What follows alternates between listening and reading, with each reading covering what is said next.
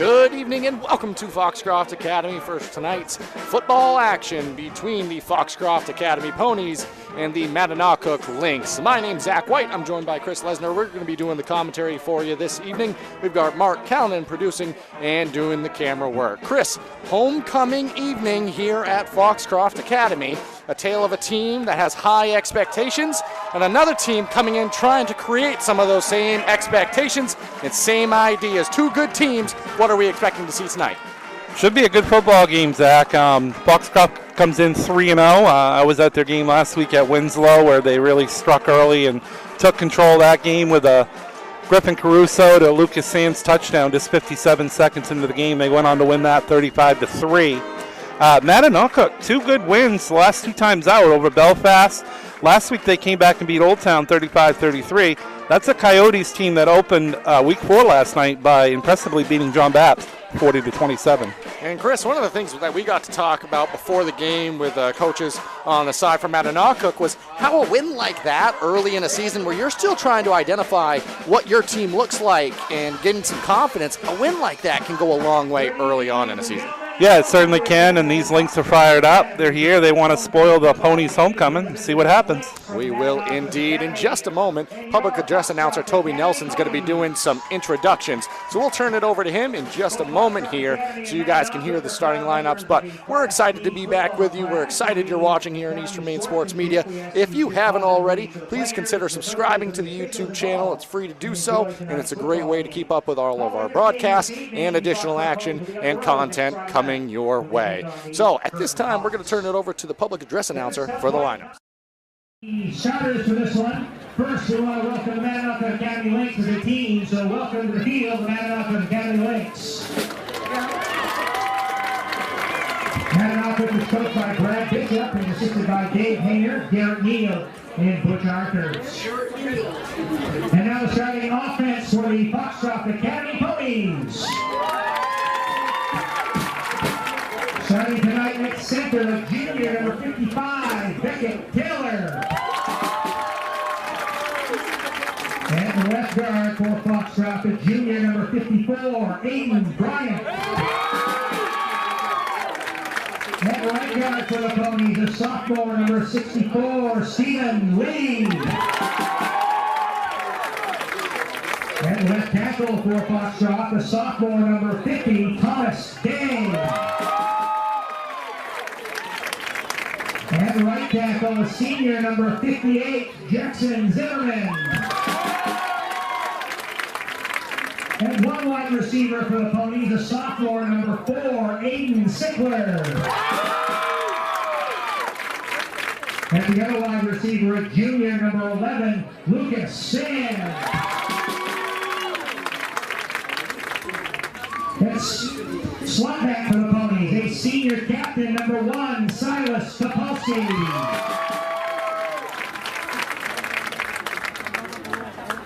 At the other slot back for Foxcroft, a junior, number 3, Aiden Harvey.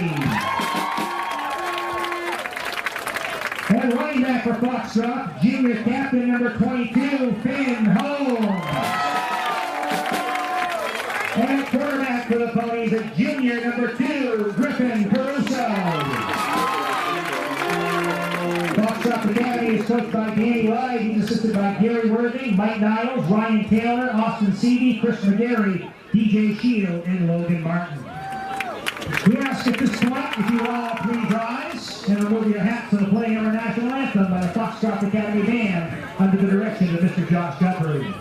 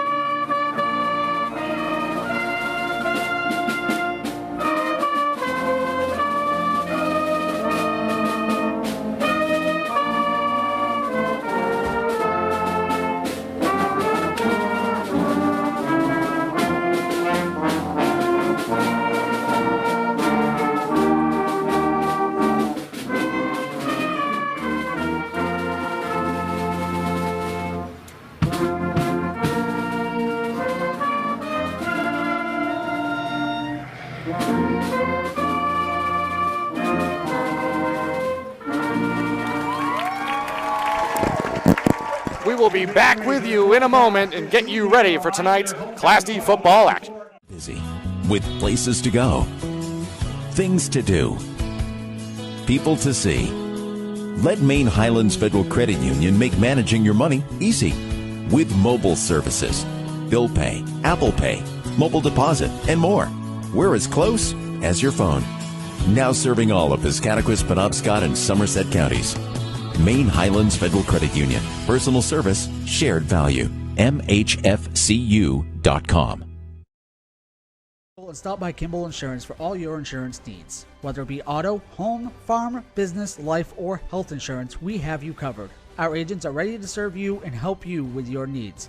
Visit us at Kimball Insurance at 91 Main Street in Sangerville, Maine, online at KimballInsuranceAgency.com, or visit us on Facebook to see what we can do for you. Kimball's, your insurance is our business.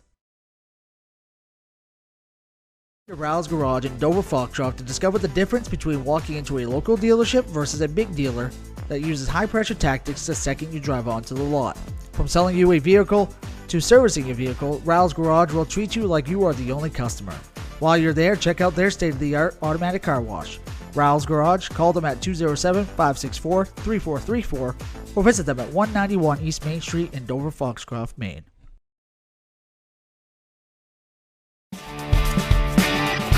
My name is Rick Ames, and now we have an office in Dexter, which is what we consider our hometown now. We still have our office in Lincoln, and we're loving that.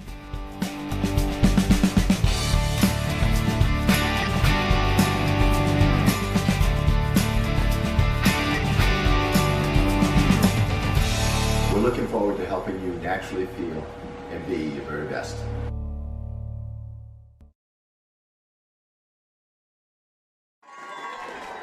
Welcome back here as we await kickoff here at Foxcroft Academy. Homecoming festivities afoot.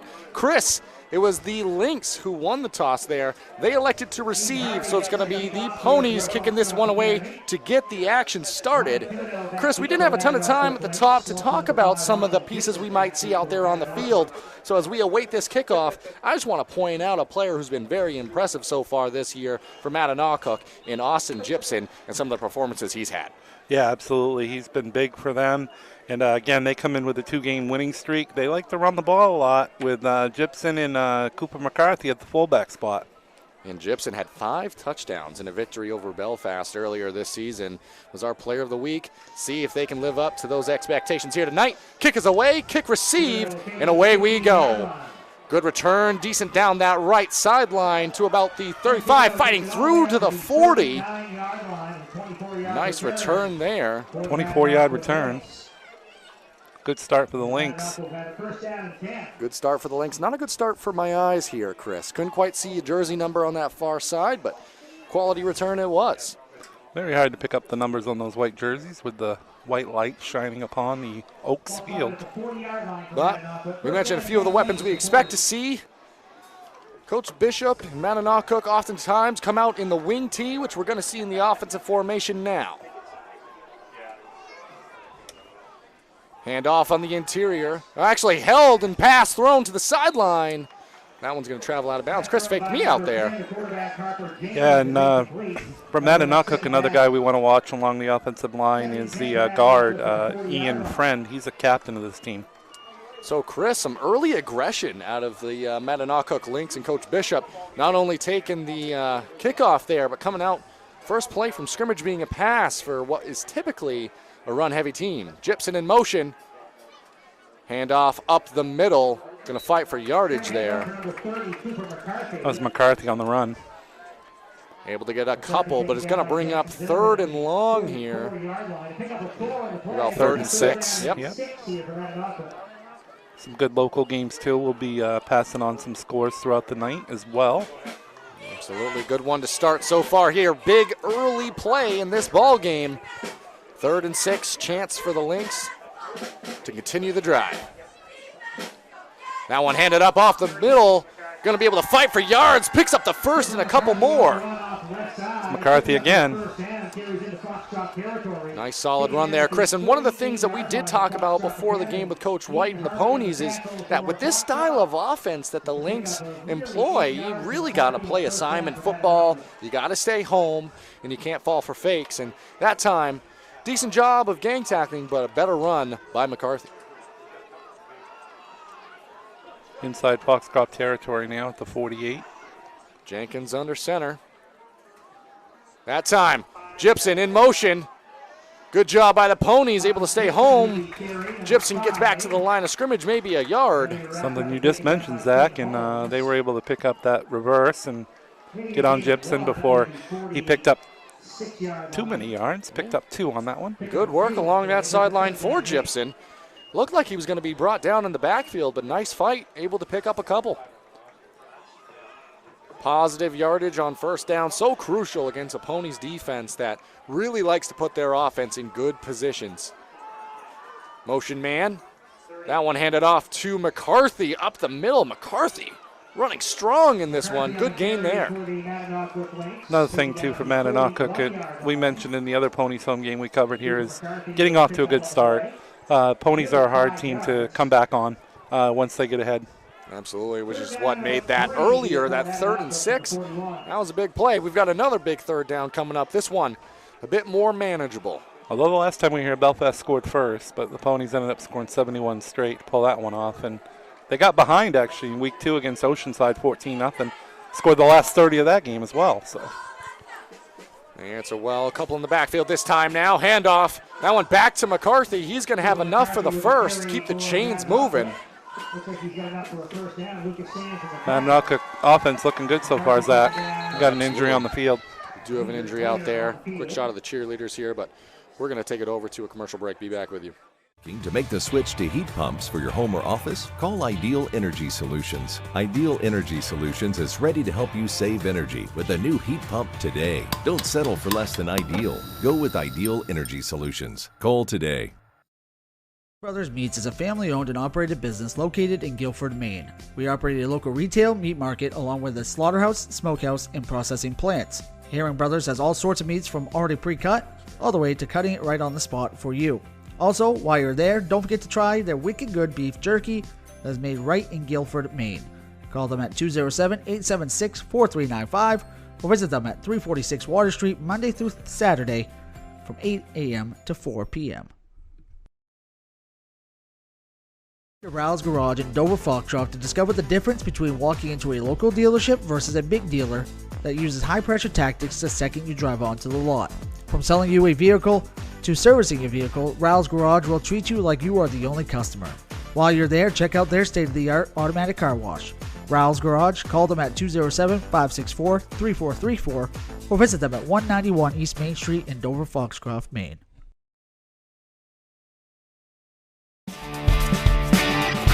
My name's Rick Ames, and now we have an office in Dexter, which is what we consider our hometown now. We still have our office in Lincoln, and we're loving that.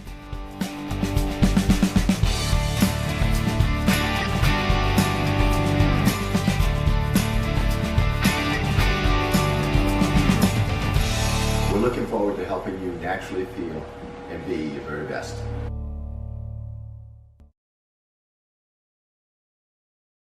Busy with places to go, things to do, people to see. Let Maine Highlands Federal Credit Union make managing your money easy with mobile services, bill pay, Apple Pay, mobile deposit, and more. We're as close as your phone. Now serving all of Piscataquis, Penobscot, and Somerset counties. Maine Highlands Federal Credit Union. Personal service, shared value. MHFCU.com.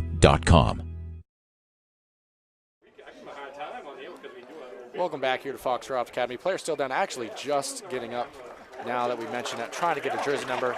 Looks like 26.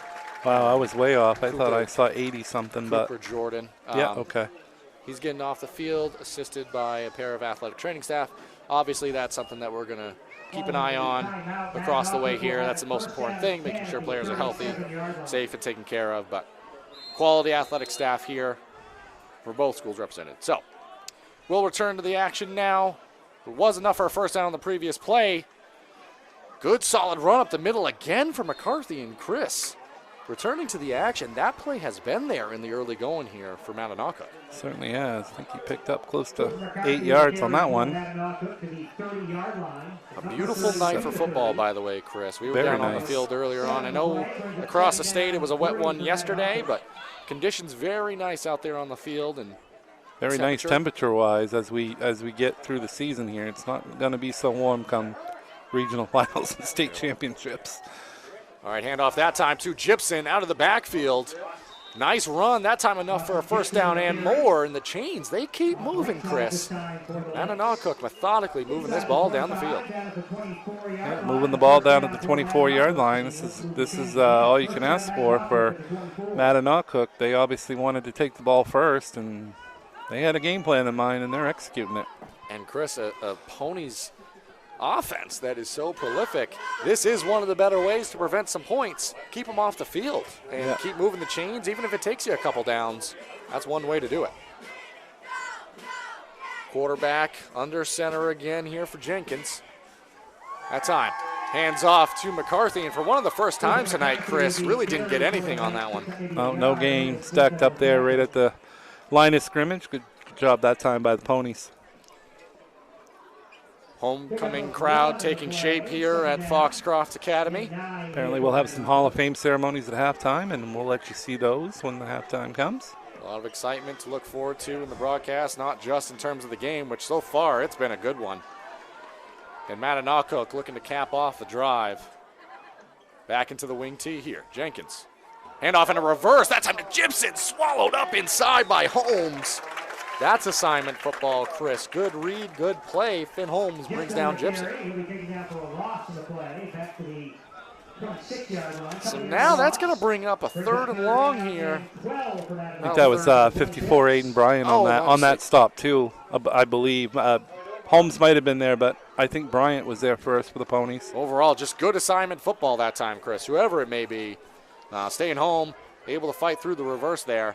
3rd and long. 3rd and long, 3rd and 12. See what the Lynx draw up here. It's going to be a play action pass now. Jenkins rolled to his right. Ball in the air. Swallowed up by the Ponies. And that's going to be intercepted.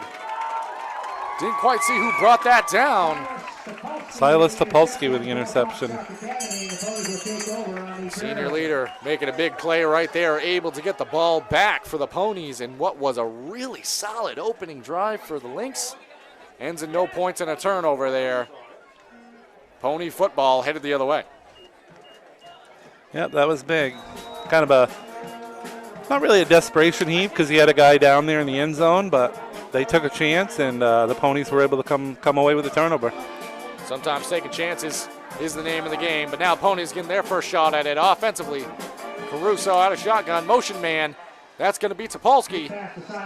The flag thrown in the backfield, first flag of the game. Topolsky scampered out of bounds after a gain of a couple, but we'll pend on the flag here. Yeah, it was in the area of holding.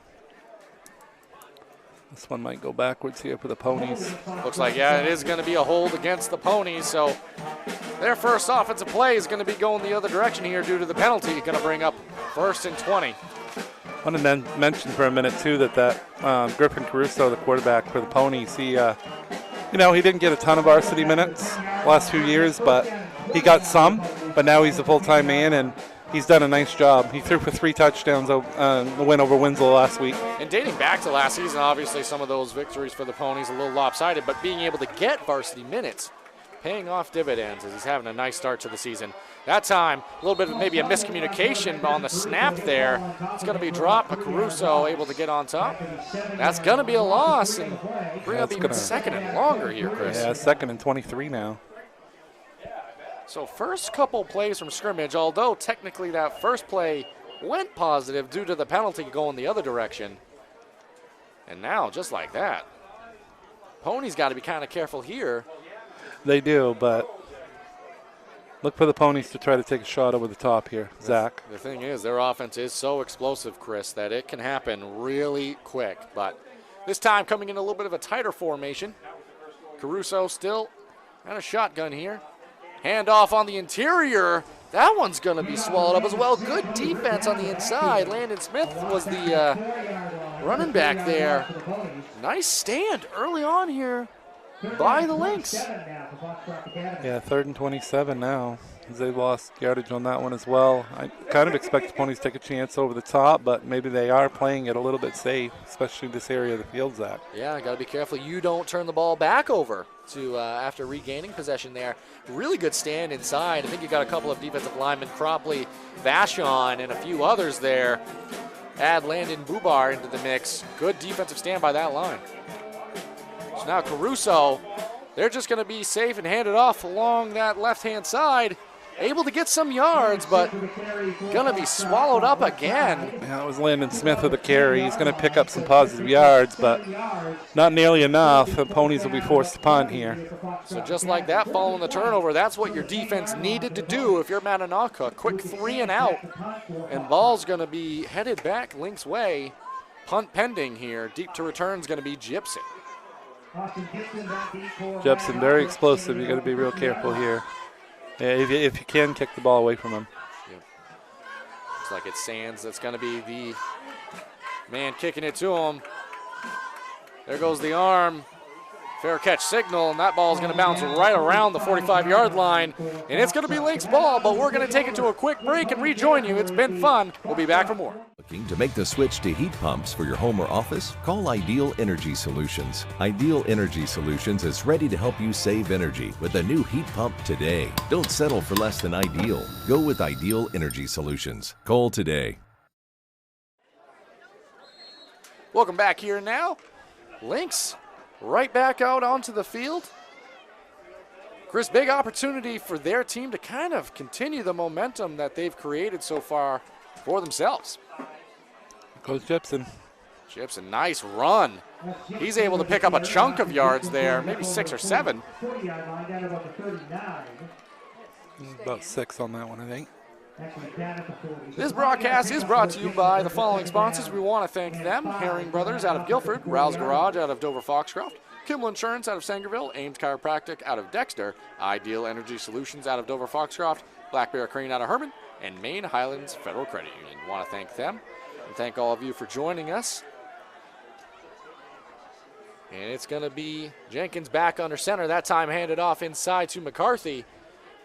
Able to pick up maybe a yard, but Chris hasn't had that same explosion that we saw earlier on the previous drive. No, kind of a big 3rd down here. It's, you might play the field position game. If you don't pick up a first here, what your defense did to Foxcroft the first time around, you might want to play the field position game if you're Mattanawcook. You don't want to give Foxcroft good field position. Absolutely. Gave credit to the defensive line blast drive for Mattanawcook. Give credit to the defensive line this time around for the Ponies. Jenkins going to hand that one off to Gibson. Gibson dances forward for a couple. He's close. Maybe close enough to go for it here. I think he's going to be about a yard short. It was a good tackle by Thomas Day, able to drag him down. Let's see what the Lynx end up doing here. Again, your defense was solid the first time around. The first time the Ponies had the ball. Might play the field position game, but Coach Bishop decides we're gonna go for it. And no secret what this one might look like here. But it's going to be Jenkins under center. I'm going to see a tush push. I don't see Jalen Hurts out there, but can't rule it out. Lynx, it's like a first down. They are able to pick it up. You don't need the tush push when you got McCarthy back there in the backfield. He's able to pick up a couple. Enough for the first. Zach, a couple of other high school football games, the bigger ones of the night that we were kind of keeping an eye on. Freiburg is at Falmouth. Battle of 3-0 teams there. And Hamden at Madomic. That should be a great game. Absolutely. Scores to watch. We'll keep you updated on some of those contests this evening. Returning to our contacts here, Jenkins. Under center. That handoff. Room to work with now. Gets into the secondary. Before brought down by a couple of tacklers there for the Ponies. Boy, this wing T offense here by Mattanawcook is a real tough thing to shut down. That was a real nice run along that. Milner with the carry that time, yeah. Milner I think we have him as number 8. We did have him as 8. He is a sophomore running back. So younger kids. And another thing we didn't get a chance to really talk about is the transition from 8-man to 11-man and Lincoln being back, Mattanawcook being back in the 11-man game this season. Yeah, and that is an adjustment, Chris, and obviously Mattanawcook, a program that's kind of storied, as we are going to have a measurement here.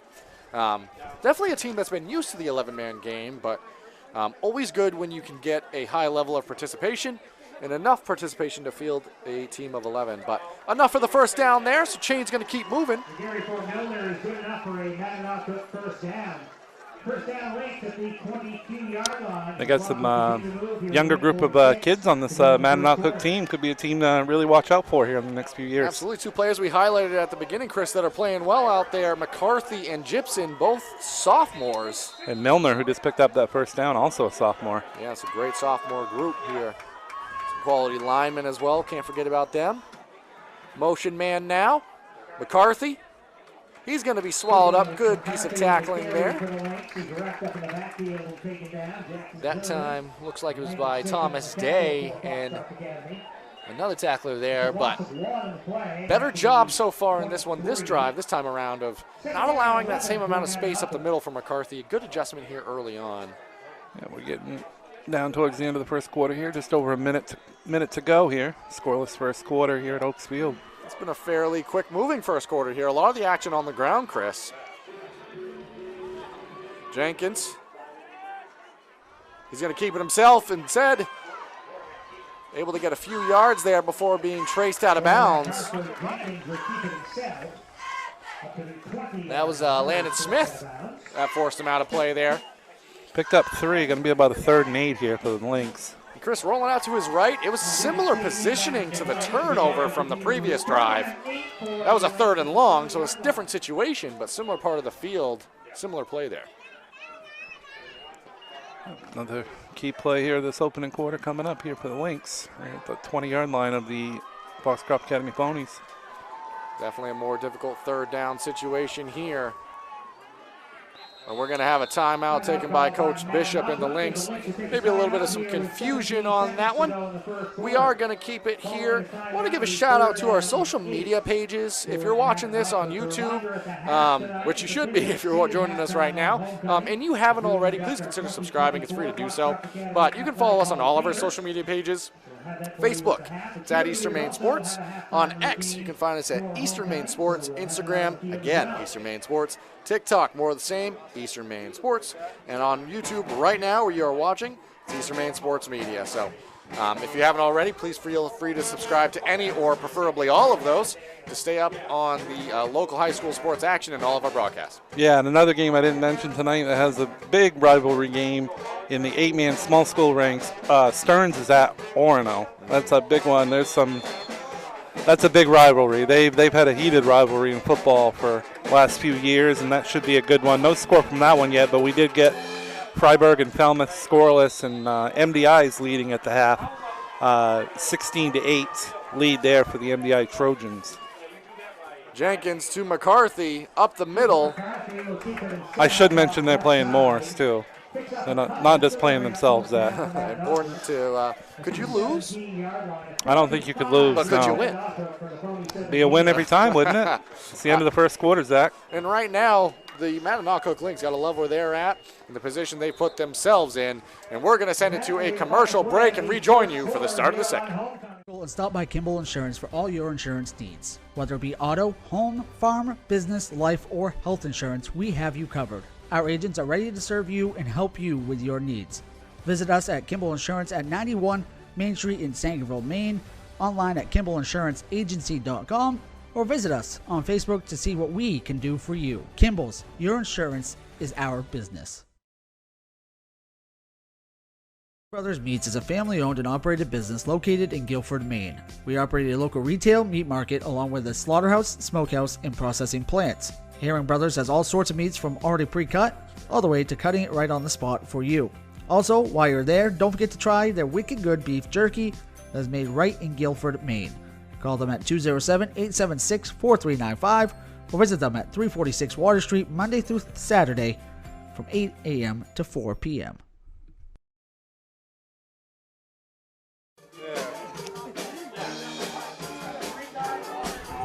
welcome back here to Foxcroft Academy.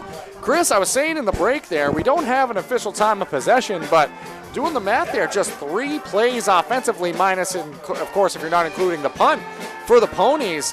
Mattanawcook able to so far control this ball game, and they've got a chance here on 4th down.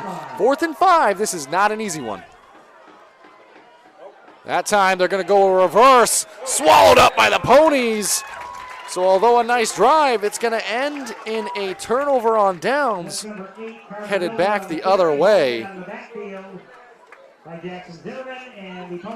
So bend but don't break, the theme early on here for the Ponies, and their offense is going to have a second chance at it now, returning to the field. I mean, I guess if I'd have to guess without having the official time of possession, I would say at least 8.5, 9 minutes. Mattanawcook had the ball that first quarter. And yardage-wise, Chris, I mean, it was a holding on 1st down, followed by a issue with the snap, so there might be a yard or 2 for the Ponies in that quarter.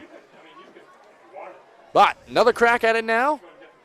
Spread formation, 1 in the backfield. Caruso going to hand that one off. That goes for positive yardage there. Nice solid run by Holmes. Yeah, Finn Holmes. What would we do without Toby up here as the public address announcer? Now he tells us everything we need to know. Everything we need to know.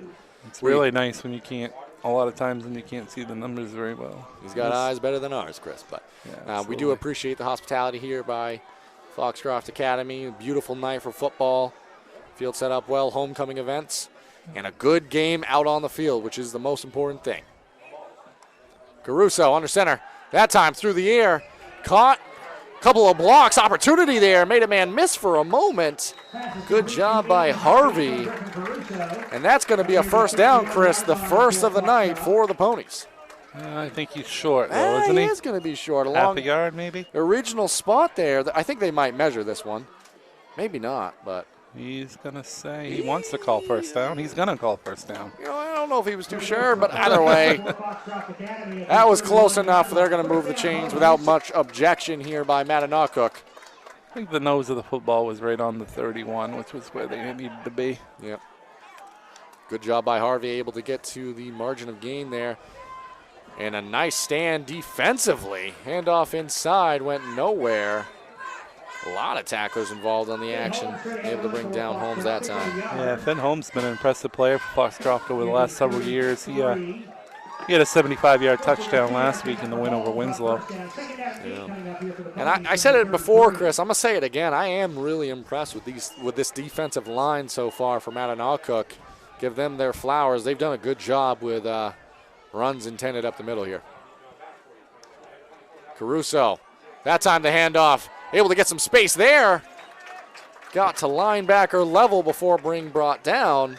Yeah, we spoke to assistant coach, Mattanawcook assistant coach David Hayner pregame, and they said, you know, they were really worried about the speed, and at least in the ground game, they've done an absolutely great job so far. Yeah, haven't allowed Foxcroft to get into space too much, trying to keep them contained. The second that the Ponies athletes get a little bit of some breathing room, that's where they make you hurt. So good job so far by the Lynx, able to control that. Handoff inside. That time's going to be enough for the first. Good job by Sickler, able to fight for the first and a few more. That was Landon Smith with the run. It was indeed. You get used to them when you go to, I was here for game one, but then I saw them play at Winslow last week. You get used to the numbers and the names, and which we've come accustomed to. We've done just a few Foxcroft games over the last several years. Yeah. And one thing the Ponies have become accustomed to is winning and scoring offensively, but looking for their first points of the ball game here. Good run on that side, able to get some space there. Good strong run by Holmes, able to get a chunk. Got 6 yards that time, and boy, just like it when it looks like there's going to be a hole open right there. Mattanawcook does a good job of gang tackling and shutting that down, which is so important against some of the power and speed for the Ponies, able to get a couple to the football, because it doesn't take too much for these Ponies to get open and break a tackle or two. Excellent job early on here by Mattanawcook. Caruso that time, little misdirection, handoff in the backfield. I think it was McCarthy on the tackle there, Chris, and he was not confused on that one. Back to the 49-yard line. Brings up third down about 5 here for the Ponies from their own. So now, Chris, 3rd and 5. Here, almost essentially midfield. Do you think this is 4-down territory early on? Boy, that's a tough call, especially where the ball is. Especially the way, too, that Mattanawcook's moved it. Be a tough call. Ponies are hoping they don't have to worry about that and they can pick up 5 yards. Absolutely. They're hoping to avoid it altogether. I do want to point out, I can see along the far sideline earlier in the ball game, Cooper Jordan for Mattanawcook went out. I now see him being traveled across the field on the Gator. So hopefully he's being tended to by the very qualified team here. Chris, going to have an offsides. Yeah, returning to the action there. Good job going to the hard count, able to get Mattanawcook to jump across. And, hey, that really eliminates having to go for it on 4th down when you can pick it up there. I don't know. It looked like it was 3rd and 5, so 5 should give them the first, right? Yeah. Quick math. Yeah, quick math. This is the second time this drive that we've seen 3rd and... Head referee looks a little confused here. Yeah. It was 3rd and 5. There he goes. There, we're going to move it. You know, the chain gang over there had already signaled the first down. They had the 1 there up on the down marker. So they're going to keep it moving now. It's going to bring up a fresh set of downs here for Foxcroft Academy. Direct snap there. Able to get into some space. A nice tackle. Direct snap to Aiden Harvey. Aiden Harvey took the direct snap. Didn't get much on that one. Oh, good hard run as well. 3 yards, but 2nd and 7 here at the, where are we at? 43-yard line, 44? And it was a nice hard run. Strong contact was created with Ian Friend, a player that we highlighted earlier on in this one. He headed to the sideline under his own power completely.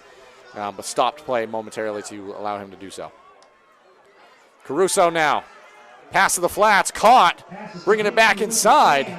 That one to Lucas Sands. Takes a couple of tacklers to bring him down, but a nice gain there on 2nd down, Chris. Was a nice game, but again, Mattanawcook does a fantastic job of how many times we've seen plays like that go for touchdowns by Foxcroft, and doing a good job of gang tackling, the Lynx are. We're seeing pretty sound defense both sides here in this one, Chris. Obviously, Mattanawcook's moved the ball a little bit, but kind of that earlier what I said, bend but don't break mentality. The Ponies have made the stops when they've needed to. Mattanawcook doing the same here. It's not coming free and easy, which at this level is huge to do.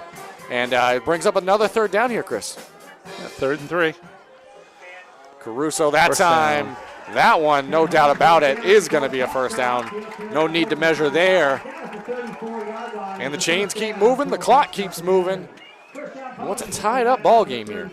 Finn Holmes on that 1st down carry for the 3rd down that turned into a 1st down for the Ponies. Ponies going a little bit of some tempo now. 6:29 on the clock.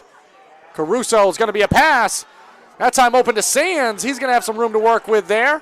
And with tempo, Chris, that's another 1st down. Yeah, Sands had a terrific game last week at Winslow. A couple touchdown catches from Caruso, and as I mentioned earlier, Caruso had three touchdown passes last week in that win. Yeah, it's a Foxcroft team that's put up some points this season, Chris. Obviously, the 71 spot, anytime you see that, that's a lot. But overall, their offense has had some success this year. Obviously, scores of 70, 30, 35. 71, rather, 30 and 35 for their offense. Trying to look for their first 6 of the ball game here. Caruso, empty backfield, spread formation, looking to the end zone now. That one's going to be incomplete there. Looking for a flag, but pretty good coverage there in the end zone, Chris. That was good coverage. Intended target there was Harvey, but quick math, and I know Mark Kellman would be proud, but 136 points in 3 games, so that's about an average of what, 40 something? I'll leave the math to you, something my friend. like that, yeah. I'll leave it to you. As if you're new joining us here in the booth, math, not always our friend. Yeah, but no, it really isn't. I can add 0 plus 0, which equals a tied ball game. I'm good enough for that, but Chris, it's been competitive, hard-nosed defense, but the Ponies, they've got a chance here. Look for positive yardage here on 2nd down. Handoff that time. Able to get a few up the middle. Keeps the feet churning. fighting now. I think that was Landon. Is that Landon Smith with a carry? I believe it was. And Chris, maybe one of the first times in the ball game we haven't seen that gang tackling. And what did it result in? A broken tackle and extra yards. Yeah, 16-yard gain. I think that might be actually the biggest play the Ponies have had tonight, I believe, if I'm not mistaken. Absolutely it is. And it's going to bring up 1st and goal. So 4 downs to do it here. Topolsky, he wanted the hot route there. But Caruso going to be intent to hand that one off. Diving for the end zone. Touchdown. Landon Smith, 5 yards. Smith finds the end zone. The Ponies on the board. 6-0. Scoreless game over here. Ponies going to be looking to add to it now.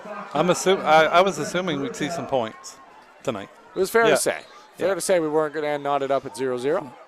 And Harvey, he's looking to add to it now. Extra point pending. Kick on the way. Kick is low. It's snuck across the bar, and that's going to be 7-0. We're going to send it to a commercial break and rejoin you in a moment. Rouse Garage in Dover Foxcroft to discover the difference between walking into a local dealership versus a big dealer that uses high-pressure tactics the second you drive onto the lot. From selling you a vehicle to servicing a vehicle, Rouse Garage will treat you like you are the only customer. While you're there, check out their state-of-the-art automatic car wash. Rouse Garage, call them at 207-564-3434 or visit them at 191 East Main Street in Dover Foxcroft, Maine.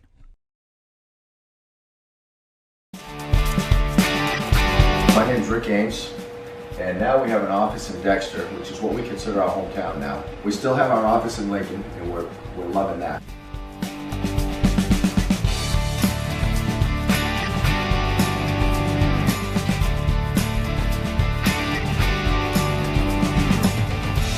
We're looking forward to helping you naturally feel and be your very best.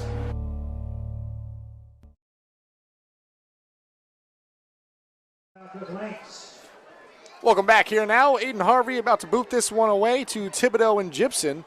Going to be kind of squibbed along the ground there, controlled eventually. Return there for Thibodeau, but he's going to be brought down by a couple of tacklers. Able to get to about the 25 before dragged backwards. So forward momentum is going to spot the ball at the 25, Chris. Yeah, looking for a response here from Mattanawcook. They've driven the ball twice very, very well. Just looking for a response. Need to get into the end zone here now that the Ponies have finally broken the ice. Yeah. Outside of that last drive, Chris, it has really felt like a ball game that Mattanawcook has kind of dominated. I mean, it's been tight, but able to move the ball, just not able to capitalize in scoring position. And that time a handoff to Milner. And the Ponies defense feeding off of that offense. They swallowed that one up without a gain. Yeah, that was 54 Aiden Bryan again on the stop of the Ponies. And now here you got to be looking for some positive yardage, gain some momentum back. And we're going to have a timeout taken by Coach Bishop and the Mattanawcook Lynx. We're going to keep it here, Chris. Opportunity to talk about a few things. Do want to take the time to thank the sponsors who have helped make these broadcasts available. The broadcast is brought to you by Herring Brothers out of Guilford, Rouse Garage out of Dover Foxcroft, Kimball Insurance out of Sangerville, Ames Chiropractic out of Dexter, Ideal Energy Solutions out of Dover Foxcroft, Black Bear Crane out of Herman, and Maine Highlands Federal Credit Union. Also do want to talk about some of our upcoming broadcasts. So tomorrow, the PCHS Hall of Fame ceremonies will be occurring. So that starts at 2 p.m. Mark's going to be able to bring that to you all, so feel free to tune in for that special celebration. And then at 4:15, Dexter, they're going to be taking on PCHS. And later that evening, 6:15, Bucksport at PCHS. That's going to be under the lights. A pretty cool game there. Homecoming weekend for the Pirates over in Guilford, PCHS. So exciting stuff to see. I'm excited to see what the Lynx are going to answer with. And as I say, false Chris, start, I believe. It is going to be, so that's going to back him up there. Following the timeout, definitely not what you want for your first play there. It's going to back him up. And a Ponies team that feeds off of these types of plays, putting teams into negative yardage situations, creating turnovers, all those types of things that we've been accustomed to seeing out of this defense over the years. Mattanawcook back themselves up there. Wing T Second and formation. 15 now. Yep, and it's going to be McCarthy who does get that yardage almost all the way back, able to pick up maybe 1 or 2, so maybe not as many as I originally thought. But Maybe another game of interest for some of our Bangor area followers. Bangor Rams looking for their first win, playing a very tough Lawrence team. Bangor's up in that game, 7-6 in the second quarter. score to watch. Fairly seems like a similar trend that we're seeing, Chris. Competitive ball games across the area. We've got one here. 3rd and 11 now coming up for Mattanawcook in their own territory. Definitely not going to go for this one if you don't pick it up. So that time, misdirection, reverse. Assignment football played by the Ponies, able to stay with it. So Gibson tripped up after a gain of a yard or 2. Going to bring up 4th and long. Boy, that's showing up, though. Exactly what Coach Danny White told us before the game is those assignments and not getting out of position on those runs. Absolutely, and maybe earlier on in the ball game, not as crisp, but we saw it with the McCarthy handoffs up the middle, although still effective. Not as, and now they're able to stay home there.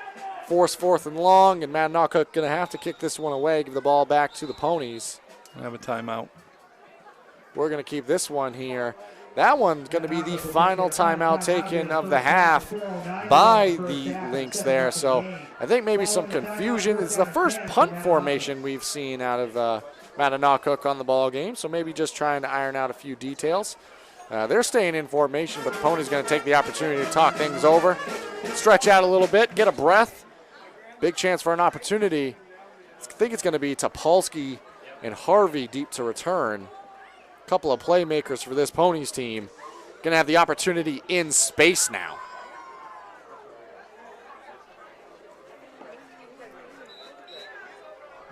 Ponies going to return to the field now. Mattanawcook. Ironed out the details. Set to kick this one away. Fielded, kicked. High in the air, but returnable. It's going to be Harvey.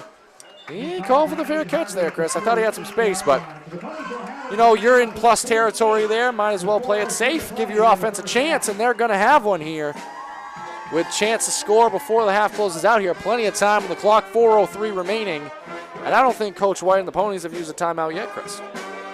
No, I don't believe they have. And good field position on the plus side of the field, like you said, and see if they can get something done here in the last 4 minutes and 3 seconds of this first half. And that offensive drive last time around looked solid, but especially towards the end, once they got into the red zone, was looking crisp. Caruso, pass there, pump fake. That one's going to be picked off over the hands of Topolsky. What a huge play by Big play Gibson. from Mattanawcook. And originally, Chris, I thought Caruso might be setting up a double move there, but maybe a little indecision, ends up in a turnover there, but give credit to Gibson. Good read, able to stay in position. It wasn't that errant of a throw, maybe just a touch high, but Oh, sometimes all it takes is, the defender just to keep an eye on the quarterback's eyes, see where he's going to go with that football. so just like that, Chris, 9 seconds later, a turnover, and the Lynx got the football back. Gibson's fighting for it. Good tackle along our side by Landon Smith. Didn't allow any yardage there. And this defense starting to settle in for the Ponies. Actually lost a yard there too, Chris. And in a wing T offense, sometimes you get going a little east and west. It's hard to pick up those yardage. Sometimes you got to plant the foot, go north. But Jenkins under center. Wing T formation, Milner, the motion man, going to be the recipient of the handoff. He might have got back to the original line of scrimmage. Foxcroft, as you just talked about a few minutes ago, they had a slow start on the defensive side as far as allowing yards and positive plays for MA, but I tell you what, the last couple times MA's had the ball, Foxcroft has stiffened defensively. They have indeed. The clock continues to move here, Chris, and I think for this play, you take as much time as you're allowed for the Mattanawcook Lynx. You're going to have a chance. If you don't pick it up, continue taking some time. I wouldn't be surprised if we see a Coach White timeout, but that all depends on this play here. It's going to be Jenkins. He's going to keep it. Pump fakes himself. Still working, trying to find a man. Aims downfield. It was picked off, but he's going to be, he lost possession. I think he would have been out of bounds anyways, Chris. Yeah, I'm actually maybe slightly surprised that MA didn't run the ball and run the clock. Yeah. Especially in the position we're in right now with 2.5 minutes left. And although Coach White does have all those timeouts available and could have used one, now you don't force the hand and ultimately clock stops. But you're not playing for time of possession in this game. No, you're playing you're for not. points. No, and MA needs a good punt here. And they get one. It's going to take a bounce. Topolsky going to think better of it. That's going to get a kind roll all the way inside the 15-yard line. That's a nice punt, able to get the ball inside the other team's 20, and it's going to take kind of almost a 2-minute drill here, Chris, to get some points before the expiration of the half. And a chance for Caruso to retake the field following the interception, which again really wasn't that errant of a throw, but thin margins here at this level. And see if they elect to go through the air on this one, or with the timeouts, maybe more of that offense is available. Yeah, we'll see how conservative the Ponies are here. You're only up 7-0. You got plenty of time. We're going to have a flag, Chris. I think maybe delay a game. Not the delay a game. He's pointing at the line, the line judge on that far side. Offside. Offsides okay. or encroachment. Okay.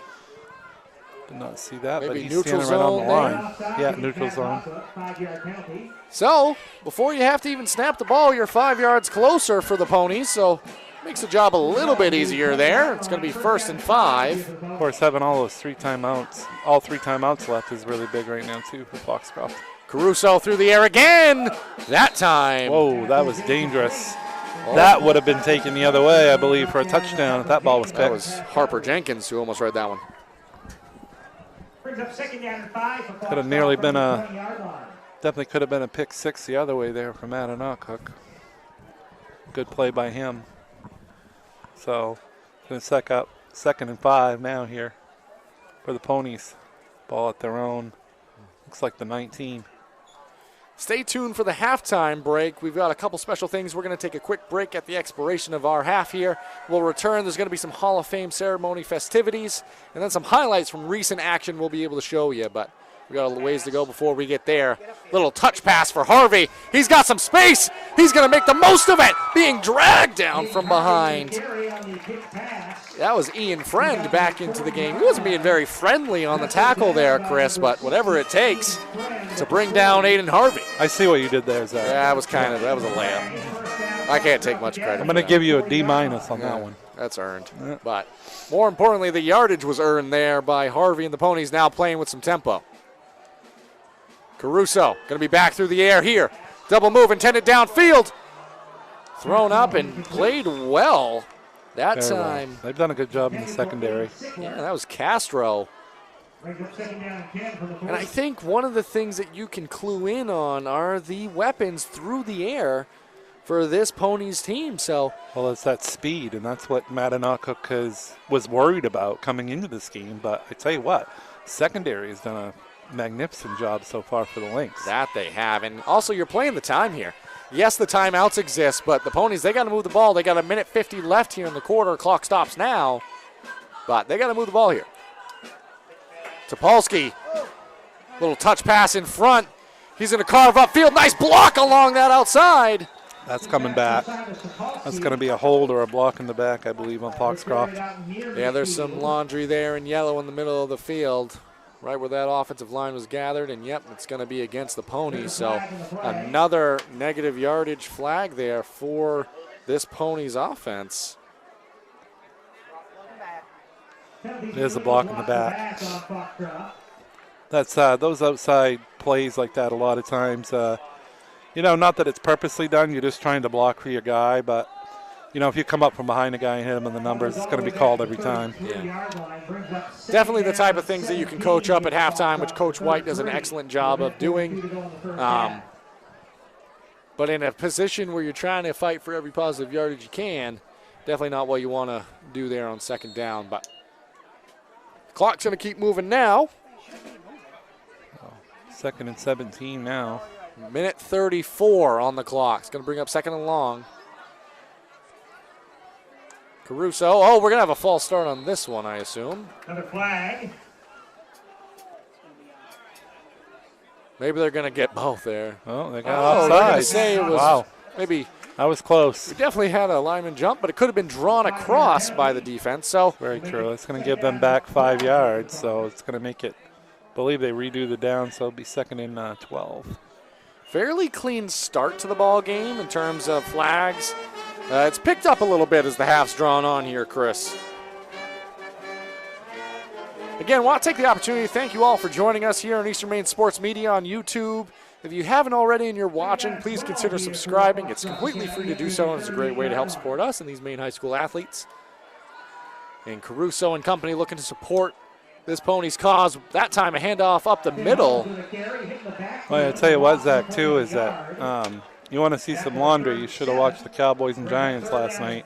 Tell you what, so much laundry out there. It looked like nobody had used the washer and dryer for at least 3 months. A little bit past my bedtime there on that one, Chris, but it was a quality Past ball your game. bedtime. How old are you? Well, it's getting up there, Chris.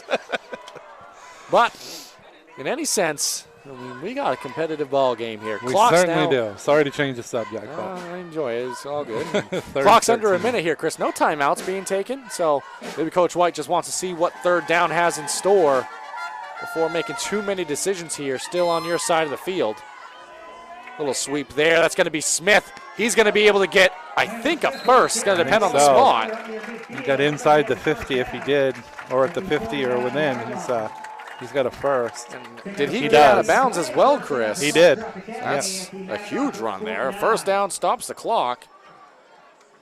And it's going to give 40 seconds to work with here for the Ponies.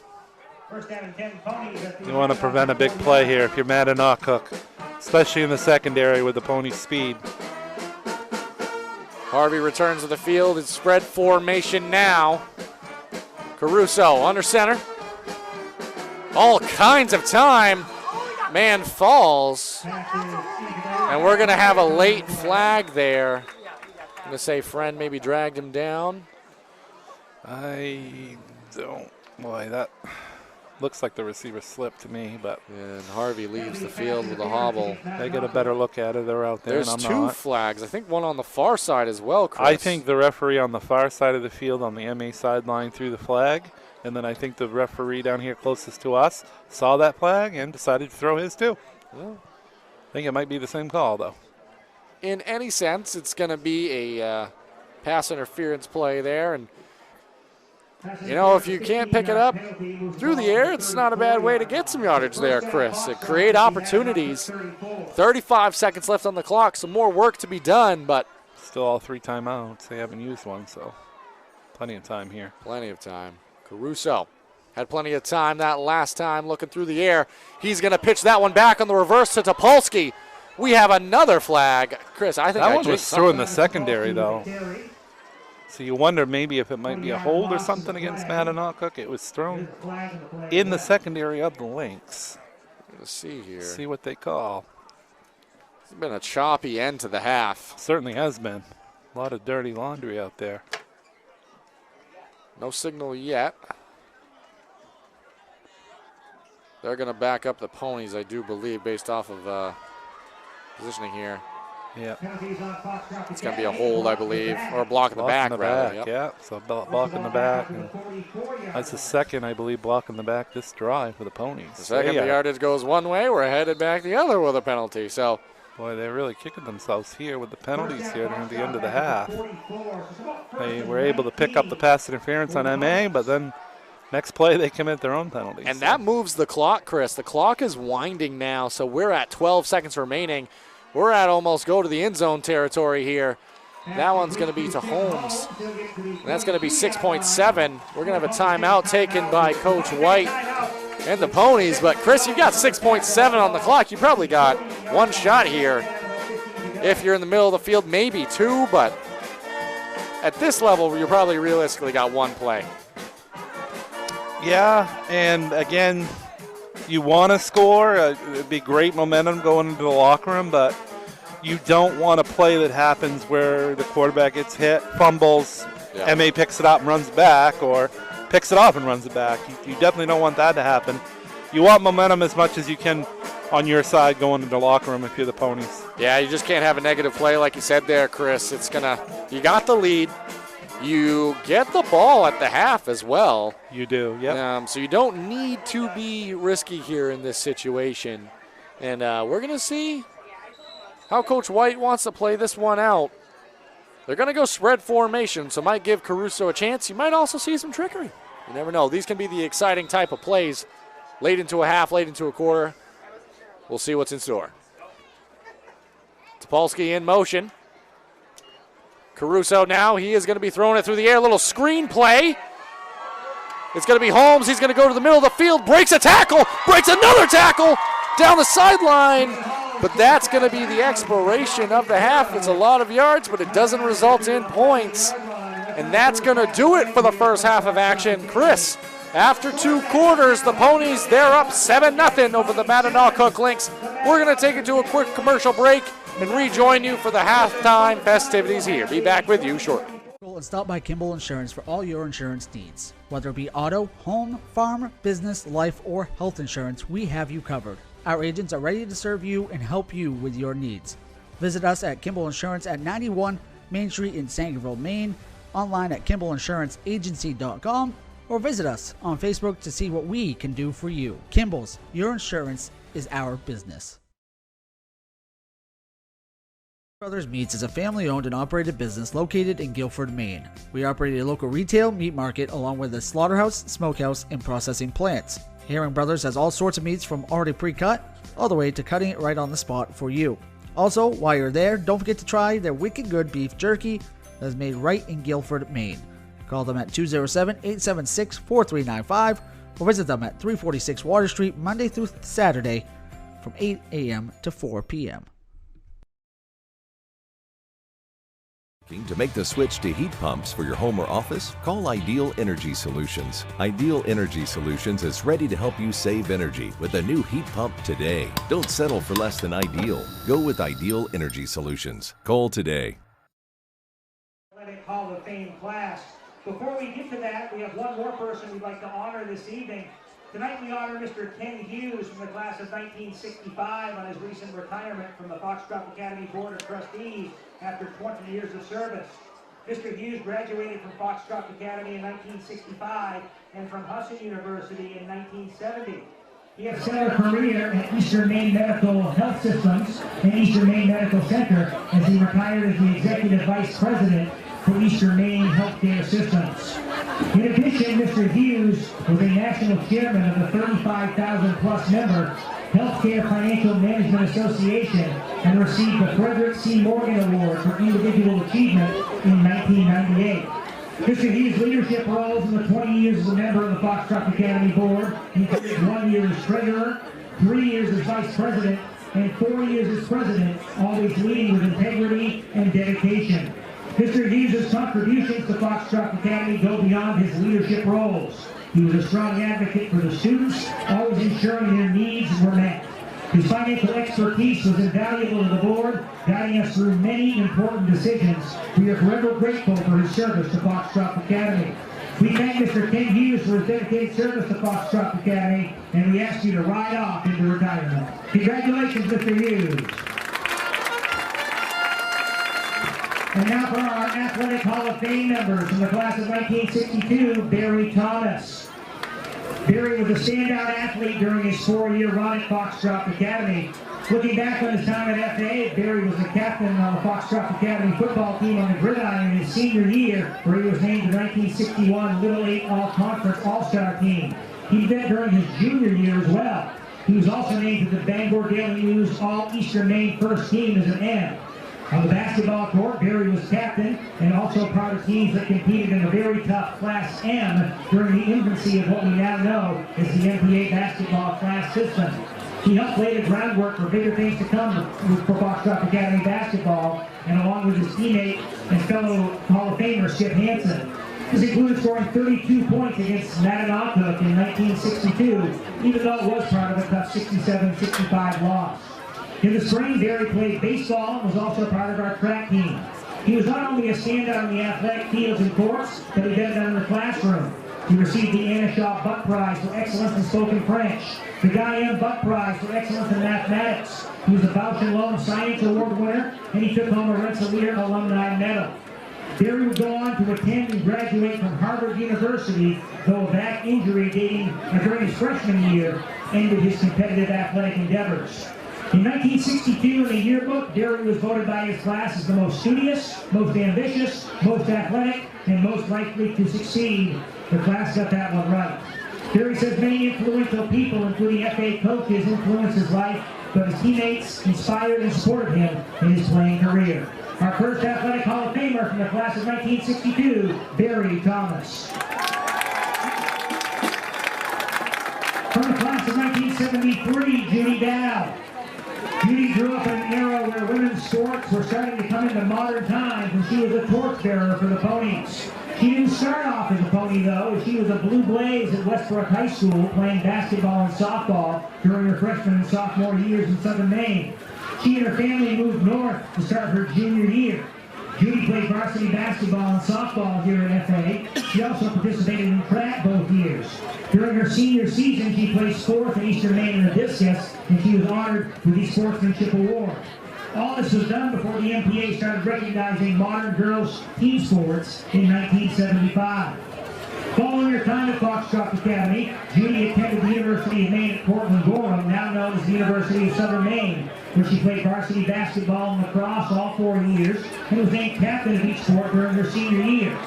She also played varsity volleyball her junior and senior years and was named captain her senior year. After college, Judy coached JV basketball here at FA and coached field hockey and softball at Mattanawcook. Her athletic career continued out of state, teaching and coaching at Castle Heights Academy in Savannah, Georgia, where she was an assistant boys basketball coach and an assistant girls volleyball coach. She played competitive slow-pitch softball from 1973 to 99 in Maine, Georgia, and Colorado, winning several tournaments and championships, and played competitive tennis, winning several singles, doubles, and mixed doubles tournaments. Judy credits her former teacher and coach, Dale Demers, as being highly influential on her time at Foxcroft Academy. As Judy puts it, she was patient, encouraging, and a great coach. From the class of 1973, Judy Dow.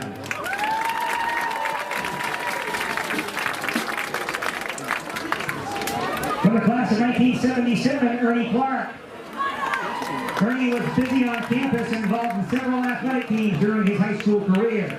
In the fall, he ran cross country, earning the most improved honors during his sophomore year and the team MVP during his senior seasons, running on courses all over Eastern Maine. In the winter, Ernie was a 4-year basketball player and a varsity team member during his junior and senior seasons. While his team did not have the success that they did a few years before and after his time, it helped in the building process. In the spring, Ernie was on the tennis courts, co-captain of the program, and tennis returned to Foxcroft Academy as a varsity sport. He was the MVP during his sophomore and junior and senior years. But where Ernie was most well known is his 40-plus year career covering sports in Maine as an accomplished journalist, reporter, and broadcaster. He worked for the Morning Sentinel out of Waterville and the Bangor Daily News, where he won 4 Maine Sports Writer of the Year awards. In addition to that, he's been a talk show host and color commentator for WZON, 92.9 The Ticket, Ticket TV, and Maine Public Broadcasting. Many of those jobs have led him back to Dover Foxcroft, covering many Foxcroft Academy state championship teams, such as football and wrestling. While at Foxcroft Academy, Ernie credits Dave Clement, Skip Hansen, Rusty Kluge, Gary Larson, and Dennis Kaya as teachers and coaches who shaped him into the person he became. Our next Hall of Famer from the class of 1977, Ernie Clark. And our final Athletic Hall of Famer this evening is from the class of 2010, Mariah Arnaud-Gagne. Mariah was a standout athlete on the field, in the pool, and the court during her career at Foxcroft Academy. In the winter, Mariah played basketball and swam for Foxcroft, a combination that didn't seem much. In the pool, she excelled, earning All-American academic honors, and was part of the National Scholastic Swim Coaches Association Top 16 Award for the 200 freestyle relay. In the spring, Mariah competed for the Foxcroft Academy tennis squad and also ran for the track and field team as the number 2 100-meter runner. Where she truly excelled though was on the field hockey field, helping the Ponies to continue success during her career. In her senior season of 2009, she was named the Maine Field Hockey Association First Team All-Conference Team, the PVC First Team, the PVC Star Athlete Award winner, the team's most outstanding player, and tri-captain of the squad. Following high school, Mariah continued her academic and athletic success as a 4-year Husson University field hockey team member. She had a great career and was named to the Husson Athletic Hall of Fame in 2023. Mariah's most memorable moments in Maroon White include beating Dexter in their senior field hockey game and was part of the 2007 state championship field hockey team. Mariah thanks her former coach and teacher, Gene Philpo, for her support, encouragement, and tough love. She says, quote, "I'll never forget looking up to her in the Husson stands and seeing that familiar face." Mariah cannot be here this evening as she resides in Las Vegas, but accepting her award on her behalf are her sister Lindsay from the class of 2013 and her grandfather Jake from the class of 1959. Our final athletic Hall of Famer from the class of 2010, Mariah Arnold-Daniel.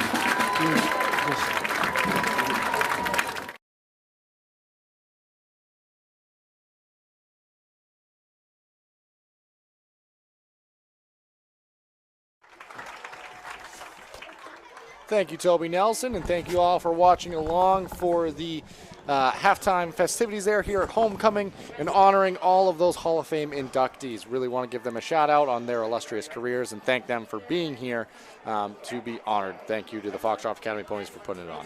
At this time, we're going to turn it over to some highlights here. Foxcroft Academy Winslow football highlights, followed by some Old Orchard Dexter football highlights from recent action. Be back with you shortly.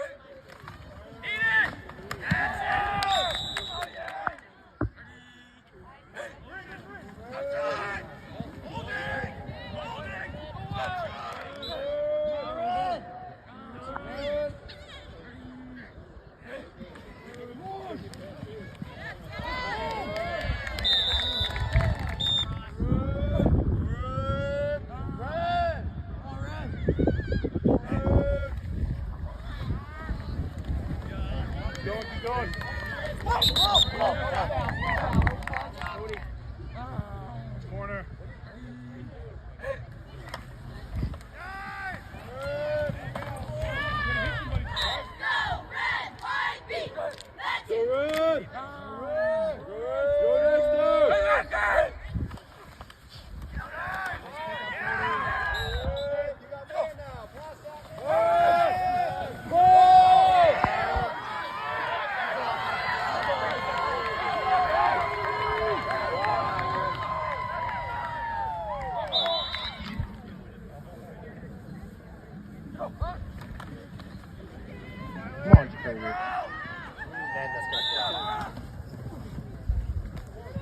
Down, hit him!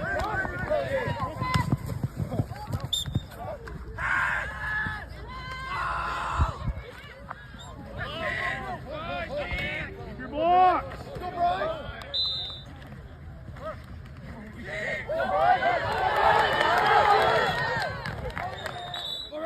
Go!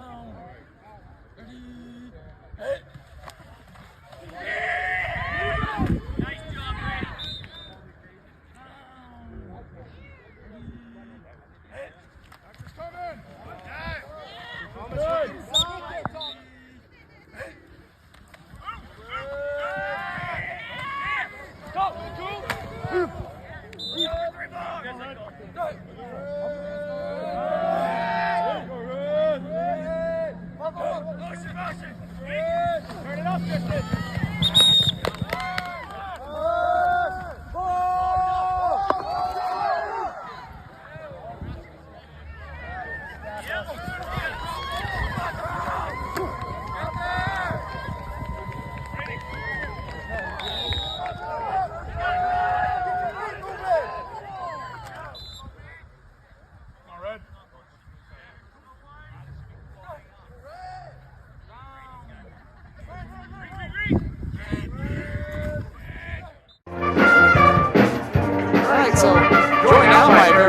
Yes, this is pretty cool for me, Ernie. So, Ernie, obviously, you go in tonight as the Athletic Hall of Fame here at Foxcroft Academy.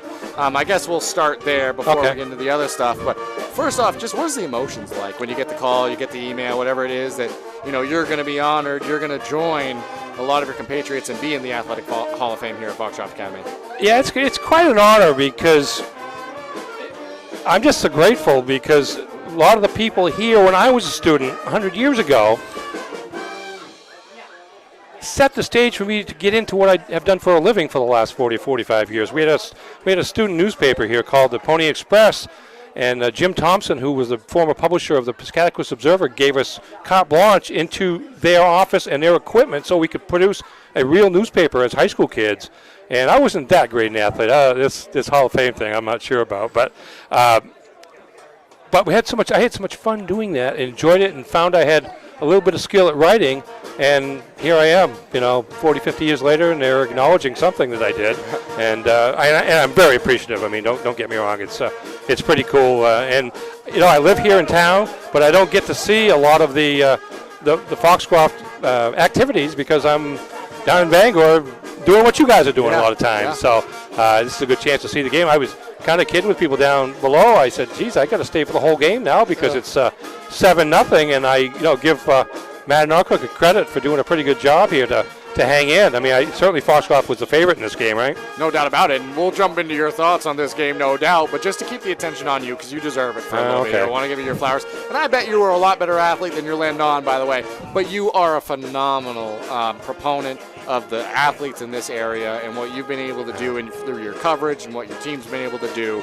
I can speak as somebody that's benefited from it. I remember back and you were covering some of the events at my local school and things like that, and oftentimes that's led to me being here in this type of a situation. So when you think about, and it's not done yet, but when you think about this kind of journey that you've been on to lead up to today and what you've been able to do and inspire the next generation, kind of how you were talking about people helped you along the way. Yep. What does that impact mean to you as well? Well, the way I've approached this is I just believe that this stuff right here, this game tonight, is as important to these kids as a Patriots-Jets game is to the Patriots and the Jets. It's just as important to them. So I always tried to take it in that manner and be serious about it. But at the same time, try to have a little fun, knowing that we're kids and young people. I'm a kid at heart, and we're just trying to enjoy this. But to recognize excellence in this stuff is, like I said, it's nothing like getting a gold ball in any sport or a trophy or an individual award. It's all a function of hard work. And I've tried to work pretty hard doing what I do and in telling everybody's story over the last amount of time, and that's what kind of drives me. I much prefer to be writing about you during your playing days or these folks here tonight than talking about myself. But here I go anyways. I understand, but this is the opportunity. I mean, you definitely deserve it. You've done a fantastic job, and you bring up an excellent point there, and I could not agree more. And I think ultimately it highlights community, and you've been a center point in that community by being able to give these athletes the coverage that you've been able to do for as long as you have. So truly want to give you your flowers and congratulate you on all of your accomplishments and the more work that you're going to do and all the fun that will be had. Well, thank you. I mean, and I'll tell you what, one of the big satisfactions I get out of doing this is seeing a kid 4 or 5 years down the road, and they're either still in college playing or they're still in college studying, or they're out in the real world with a kid and a wife and all that kind of stuff. And to see that, and we recognize each other because of the relationships we made, however so briefly during the high school season, is something that I really take a lot from. Yeah. Well, Ernie, I want to thank you again. And as the teams are turned kind of to the sidelines now, I want to take a peek at the clock, see how much time we have. It's getting close to that time. But, Ernie, thank you so much. Really appreciate you, and congratulations on a well-earned honor. All right. Thanks a lot. My pleasure. Awesome. Well, we'll turn it over and be back with you very shortly for the start of the second half.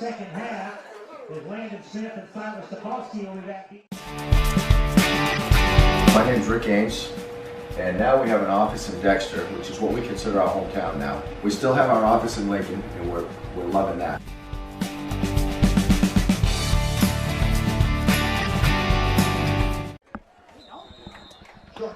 Welcome back now. A little bit of a quick transition there, but it was a squib kick, almost onside style by Mattanawcook, quickly scooped up by the Ponies. He didn't really miss much action there, just a short kick.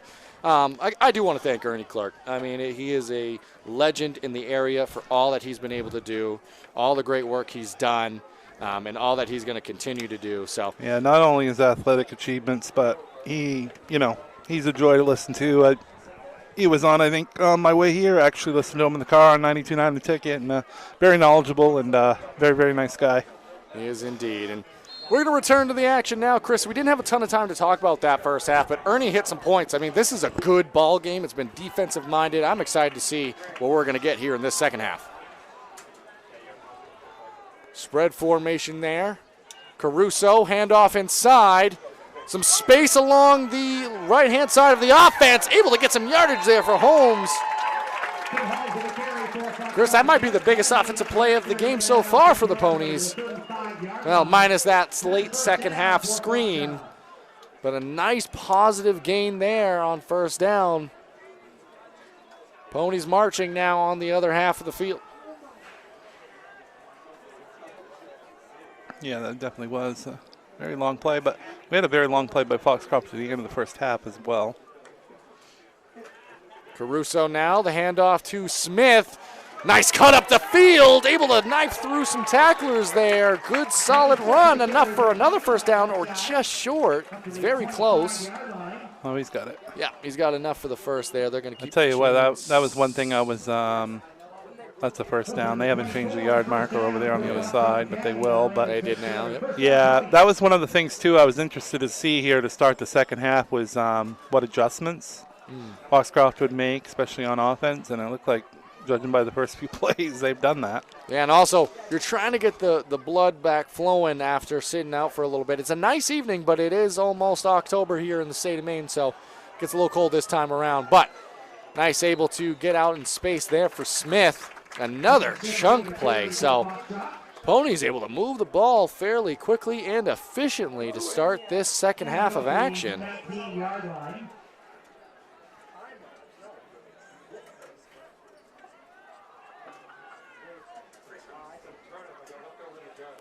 And that's going to bring up second and maybe a long 3 there, Chris, but much more manageable. Call it 2nd and 4. Caruso. Players to either side. That time a little counter back. able to knife through again. This time running through tacklers. Still running. I think again that might be Friend that dragged him down there, Chris. That's one way to keep the feet churning. Certainly is. Yeah, he didn't. He wasn't about to go down either. The guy had to hold up his jersey, and he just kept trucking. And Chris, obviously that had a little bit of a funny look to it, but when we get to the serious point of that, is that was one player trying to bring Holmes down there. We're not seeing that same level of gang tackling that we saw in the first half to start this third quarter of action for the Lynx. Keeping it on the ground, why not? It's been working. That's going to be an easy touchdown. Another 5-yard run for Smith, his second 5-yard touchdown run of the day. And that's what Coach White and the Ponies ordered to start the second half of action. Able to get their offense moving, march down the field in short order. And they're going to have a chance to add here. Kick pending by Aiden Harvey.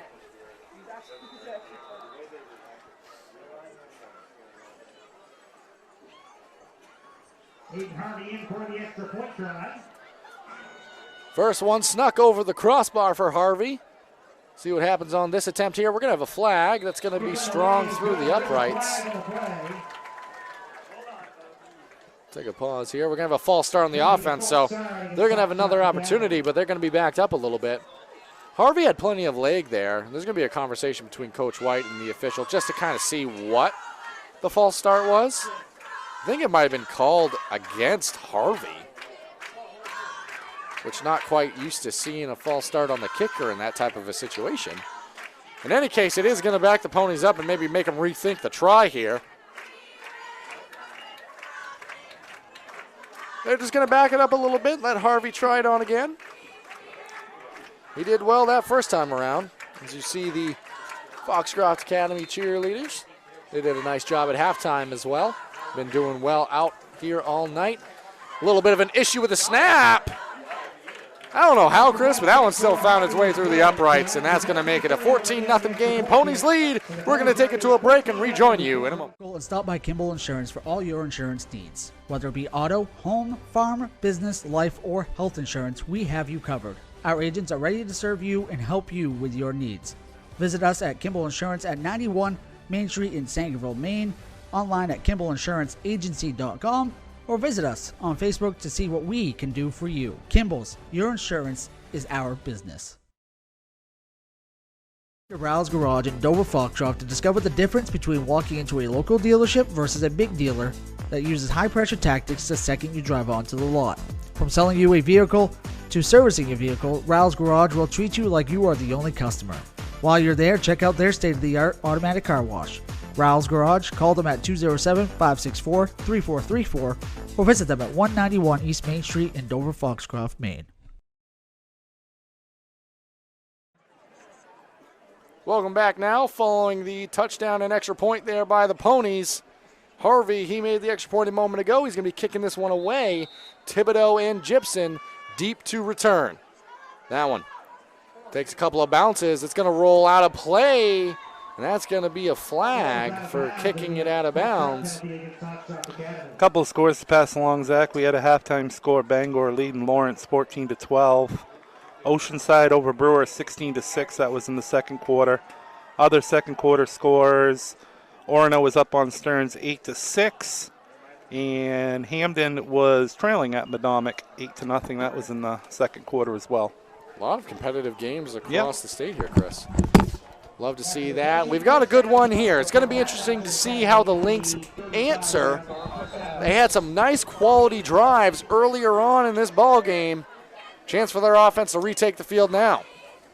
Handoff inside to McCarthy, and Chris, we're going to have another flag flying in. Sure if that was, well, the play went through, so. Looked like almost on the tackle, but. Maybe. Chop block. Chop block. Don't see that one commonly called, but no. In any sense, it is an illegal play, so it's going to back up the offense here. Saw that a lot at the end of the first half, and continuing again here to start the third. So Coach Bishop in the Lynx. First play from scrimmage to start the second half goes backwards. Very similar start to what we saw for the Ponies, if you remember. To start this ball game, it was a quality drive by the Lynx that ended up in a turnover, so there's the difference. But quick 3 and out that started with a hold call to start the ball game for the Ponies. Gibson, he was the recipient of that handoff. He gets a couple, but... Yeah, that Orono Stearns game, I had made mention of that earlier because that's a big kind of rivalry game and 8-man small school. That's now moved to the third quarter. Stearns just got the ball back on an interception, but Orono's leading that game 8-6, but very low scoring for an 8-man football game, 8-6 in the third quarter. It is, and maybe another theme across the local scores here, Chris, is defense, because this game's been an example of it. At least in that first half, great defense on display. Ponies showing some good defense now as well. Handoff inside to McCarthy. That goes south. Good stand there by the interior of this line for the Ponies, who's really answered after McCarthy had a lot of nice gains to start the ball game. Been able to kind of answer back.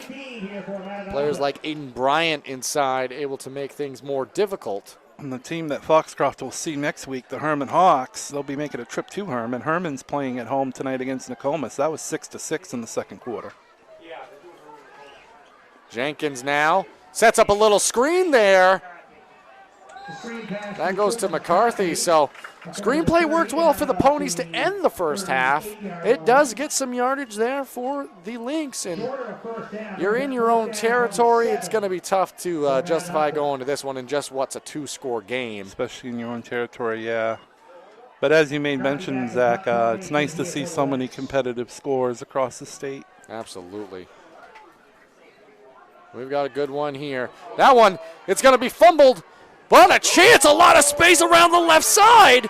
Able to pick up the first. So what was going to be almost fortunate play there for Mattanawcook. Almost a tragic end, but ends up in a first down. Great play. Able to make all that happen. I believe that was McCarthy. It was McCarthy, yep. Excellent job, and kind of created it out of nothing. I mean, you got the Ponies tracing back to block and set up something on the punt return.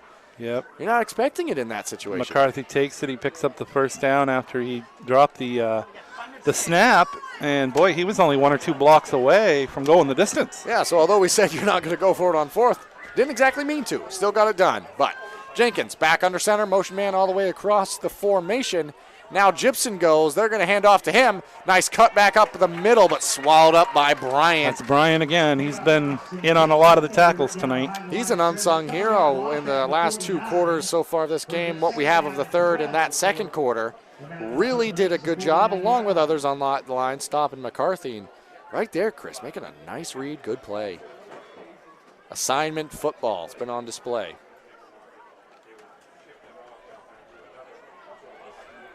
In any sense, Mattanawcook back under formation here. Handoff inside, that one to McCarthy. Gets a couple back, gets a round to the original line of scrimmage, maybe an additional yard. Run for McCarthy near the original line of scrimmage, maybe a yard more to the 46. And that's going to bring up a 3rd and long here, Chris. These were the types of situations they were picking up on in that first quarter of action, Chris. Able to convert on 3rd down, able to keep the chains moving. But you find yourself in a difficult situation here. Going to be interesting to see what Coach Bishop and the offense draw up here. Need about 9 yards. Little misdirection there. They go to McCarthy up the middle. He's get a close. lot. Yeah, he's got about 7 or 8. And, Chris, that might say something about what they're planning to do here on 4th. As they pick up a lot of yards there, it's going to bring up 4th and short. You're on the other half of the field now. You could play the field position game, but at this point in the game. No, down 14 now. We're almost halfway through the third quarter. Definitely a go situation here for Mattanawcook. But maybe the key to pick it up is lining up to punt, Chris. That's true. I say half joking. It worked out the last time. But in any sense, obviously they are going to be going for this one. 4th and short. Ponies really crowding the line there.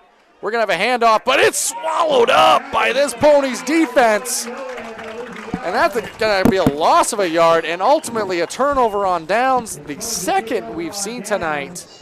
by this Ponies defense. They had an interception to start the game, 2 turnover on downs. Now up to this point, making things happen defensively. Bend but don't break. And right there, they broke the offensive possession apart for the Mattanawcook Lynx. Yeah, that was a big play, on the punt that ended up being dropped by McCarthy, and he ended up picking it up. But, boy, that Foxcroft Academy defense, again, stiffens at the right time, and turnover on downs, and the Ponies have the ball back. And it's going to be Caruso at a shotgun now. Oh, ball fumbled through the hands there. It's going to have to be jumped on, and it is. Well, that won't make Coach White too happy. He's had a couple of, I believe he had a fumble and snap maybe earlier in the game too. Yeah, very early in the first quarter. That one a little bit high, a little tough to corral. In any sense, though, these are coachable things, and it's easy to forget that we are still fairly, we're approaching the midway point of a season, but still getting used to some things and ironing out the kinks. You definitely want to coach those up, and Coach White will, as well as Coach Bishop. We've seen a lot of penalties this game on either side, so definitely some coachable moments from this one so far. Caruso, that one no issue. Able to hand it off inside, but good defense by the interior line of the Lynx. Did a great job right there. A couple of tacklers involved. Give credit where credit's due, Chris. Yeah, absolutely. You have to give credit tonight to the Mattanawcook defense, and also really what their offense was able to do for a good portion of that first half. But we're used to seeing the Ponies score a lot of points, especially here in their home games, and credit to the Lynx, holding them down. It's 14-0 right now. It's still a ball game. Absolutely, and came in with a game plan and have executed well. It is still a Pony 14-0 lead, but you got to feel pretty good about Coach Bishop. Obviously, this is one game on his schedule, and you want to win them all if you can, but there's still some game left to be played, and they might be able to make something happen in this one. But in any sense, you got to feel pretty good about how this one's gone so far. 3rd and 24 here. We are going to see a pass through the air. It's going to be intercepted. Whoa, what a play. What a play. That was impressive. Ryan Thibodeau with a magnificent interception there. That is a freshman doing that, Zach. Chris, he flew from the safety position, able to jump across. I think it was Topolsky that was the intended target. Give credit there. That was more of a coverage interception than anything else. I would have made that same decision with the football right there, but what a play, and just like that, Lynx, they got the ball back in plus territory now on their side of the field. And we're going to have a timeout taken by Coach Bishop. Saw something he didn't like drawn up right there. Going to take the opportunity to talk about it. Wants to take the chance to really capitalize on this situation, Chris. I want to take the opportunity to thank some of the sponsors. So this broadcast is brought to you by Herring Brothers out of Guilford, Rouse Garage out of Dover Foxcroft, Kimball Insurance out of Sangerville, Ames Chiropractic out of Dexter, Ideal Energy Solutions out of Dover Foxcroft, Black Bear Crane out of Herman, and Maine Highlands Federal Credit Union. Want to thank all of them. Also, you can follow us on our social media pages. Facebook, you can find us at Eastern Maine Sports. X, we're at Eastern Maine Sports. Instagram, more the same, Eastern Maine Sports. TikTok, guess what? It's Eastern Maine Sports. And right now you're listening on YouTube, which is Eastern Maine Sports Media. So thank you very much. If you're watching and you haven't already, please feel free to subscribe to the YouTube channel. It's completely free to do so. It's a great way to help support us and help support these Maine high school athletes. Yeah, just some quick updates, Zach. A game down in Falmouth tonight between Freiburg and Falmouth. Falmouth's up 15-14 on Freiburg in the fourth quarter. Herman and Nokomis tied at 14 with 10 minutes left in the fourth quarter, and the game has turned at Orono. Stearns Minutemen now up 20-8 on the Orono Red Riots. Impressive action across the area, and that one was handed off to Gibson. Gain of a couple there. Really important to get positive yardage and positive momentum following the interception there. Actually, I'm wrong. I thought Gibson had made it farther than he did, but it was about a yard there, in fact, on the game.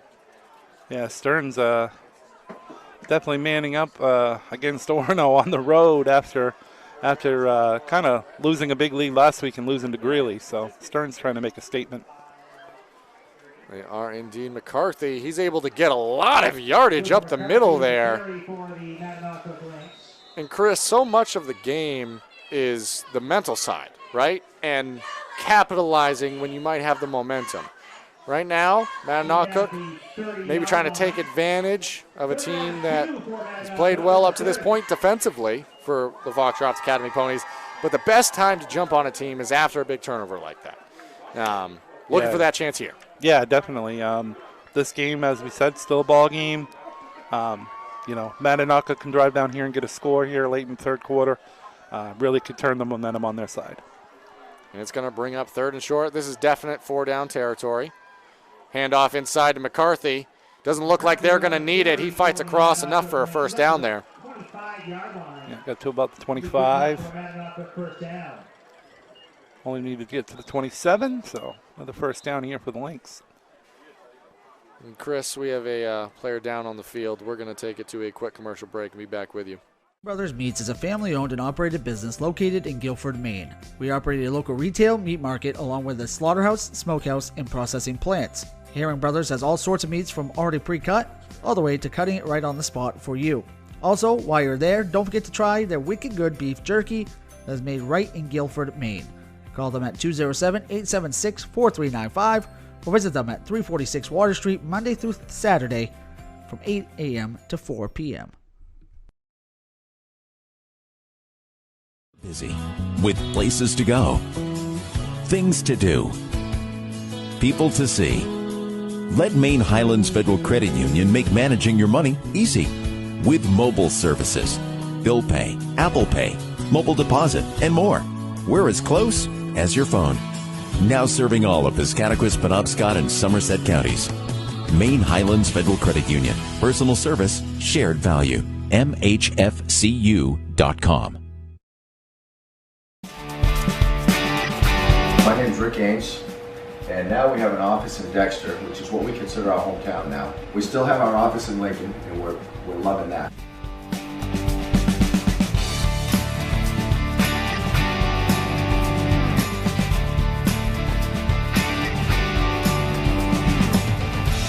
We're looking forward to helping you naturally feel and be your very best.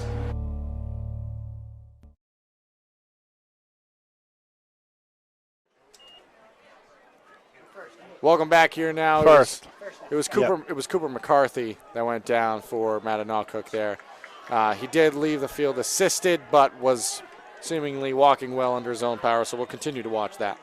Sorry about that, Zach. Didn't you mean to yell right into my headset there? You're good. We'll be back on commercial here. Figuring out the down and distance, and Gibson trying to figure out how he can pick up another first down for his team there. Able to get forward for a couple of yards. It's going to be real tough. Obviously, the most important thing is making sure McCarthy is taken care of over on the sideline, but it's going to be tough with him out of the game. He's done so much for this team in the interior. Second down, about 5 here for Mattanawcook. Up to the 21-yard line. So now it's going to bring up second and manageable here, Chris. 2nd and 5. Definite 4-down territory basically from this point on. So we got just over 2 minutes left here in the third quarter. That one goes back to Gibson. Spin move. Hit the spin cycle and got hit hard for it, but able to pick up some yardage there. That was a sound tackle, but real close to the first down there. Boy, as I mentioned earlier with the transition over to back to 11-man football for Mattanawcook, this has been impressive, really, the start of their season this year. That is a hard transition, to make. And one thing that's important to point out too, Chris, is it's a beautiful thing, but there's a lot of players that don't necessarily go to the same school. A couple area towns coming together to do it, so that chemistry, super hard to build sometimes. I've been very impressed with what we've seen out there. Going to be a quarterback sneak trying to pick up the first down. Looks like he's at the line to gain at least. Now, I believe, if I'm not mistaken, Zach, I believe they get kids from Lee Academy. Definitely maybe from Lee. Gibson himself goes to Lee Academy, plays other sports at Lee Academy. Had 5 touchdowns earlier this year against Belfast. Impressive player. Are they just combined with Lee? Is that not the case? Or do they have kids also from Howland or something like that too? Yeah, I have to come back to that, but definitely at least the Lee area. Feel free to leave a comment if you know at the top of your heads as you're watching this one. But Chris, returning to the action there, not able to pick up the first down originally and pushed back. Jenkins on that one, I'm not sure. Oh, but he sneaks out to the side. He didn't have it originally. keeps fighting, and he's going to be able to get a lot of yardage out of that. The 1st and goal. What a play. Chris, it was almost like he got pushed so far back that he just became open. Yeah, he just kind of fought off the tackle. I thought for sure that was a stop for Foxcroft, and wow. What a play by Jenkins, yeah. What a play by the official to not blow that one dead at that point, because clearly Jenkins kept the feet churning, ended up fighting, and that's going to be 1st and goal. They've had some opportunities, but none better than this so far in the ballgame. This is kind of huge, especially if they can punch it in before the end of the 3rd quarter here. Huge opportunity indeed. Either way, you're in a good position if you're the Lynx. And I believe, I can't quite see the jersey number behind Jenkins, but I do believe McCarthy's still out of the ballgame. No, he is back in, actually. In any case, they're going to go to Gibson. Gibson fighting for it. Dives across. Touchdown, Lynx. Mattanawcook draws their first of the game. They draw within a score.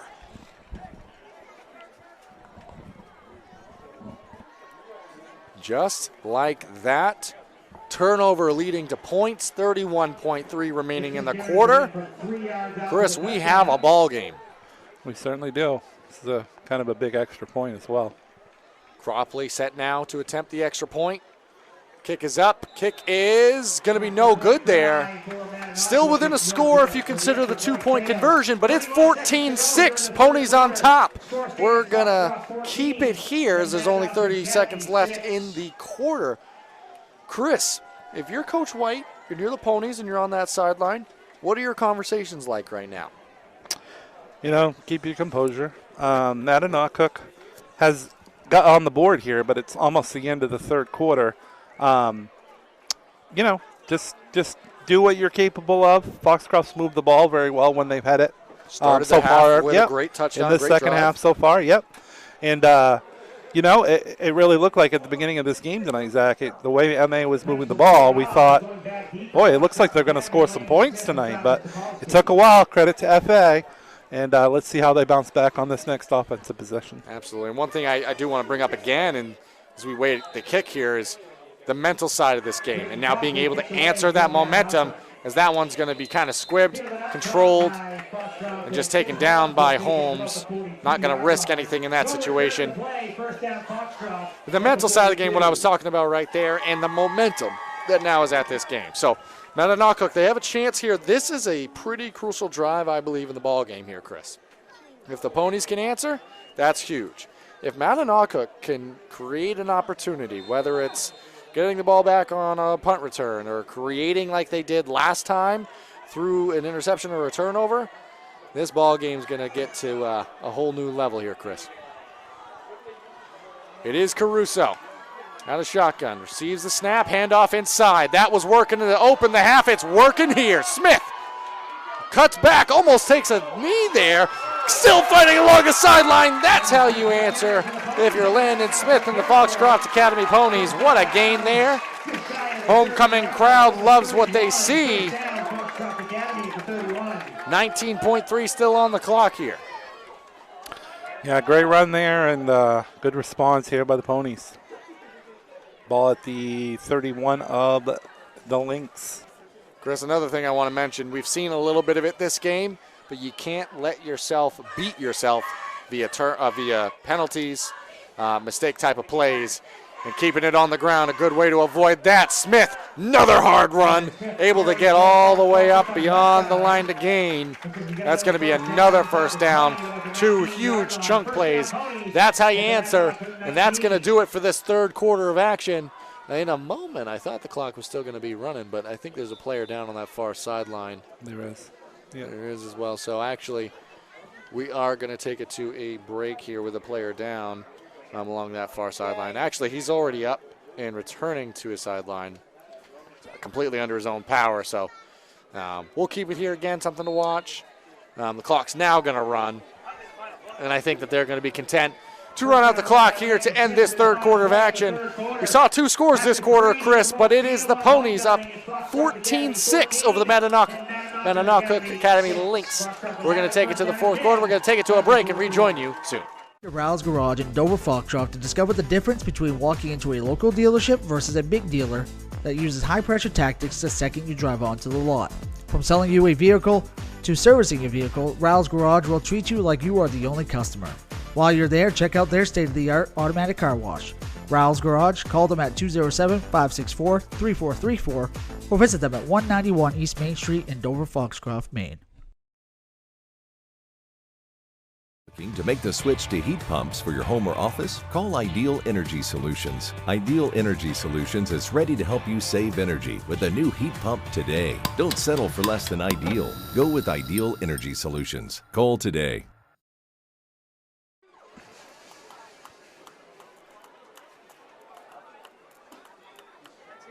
Welcome back here now as we prepare for this fourth and final quarter of action in regulation here at Foxcroft Academy. It's been an impressive drive start for the Ponies off the legs of Landon Smith. Let's see if they keep it on the ground here, Chris. It's been working so far. Almost an issue with the snap there, controlled well by Caruso. Pitch out now. That one's going to be swallowed up by this Mattanawcook Lynx defense. Good tackle there by Friend. I think he probably got a yard on that. Ball was at the 19, now he's at the 18. Approaching and inside that red zone now. It is a one-score game if you consider the two-point conversion here, but Ponies looking to extend that lead. Driving well so far. Handoff inside, big gap there. Good blocking by this offensive line. Solid chunk of yards there, Chris, and this is probably 4-down territory in either case. Although you do have a kicker like Harvey, you can probably make them, but. 3rd and 2 from the 11 for Foxcroft. Clock moves with under 11 minutes to play here in the fourth quarter. Interesting to see how coaches manage the timing as well, especially if we see some Ponies points here.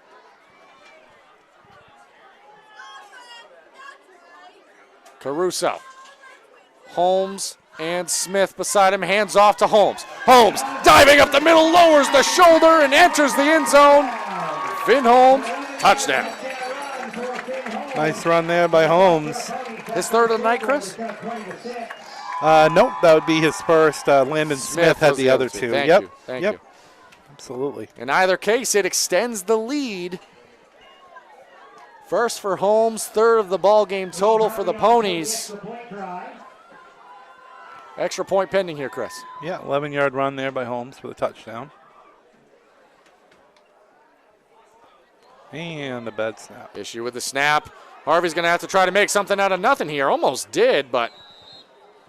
So that's going to keep it the two-possession game it currently is. It would have been a two-possession game in either case. We're going to take it to a quick commercial break and rejoin you in a moment. And stop by Kimball Insurance for all your insurance needs. Whether it be auto, home, farm, business, life, or health insurance, we have you covered. Our agents are ready to serve you and help you with your needs. Visit us at Kimball Insurance at 91 Main Street in Sangerville, Maine, online at KimballInsuranceAgency.com, or visit us on Facebook to see what we can do for you. Kimball's, your insurance is our business.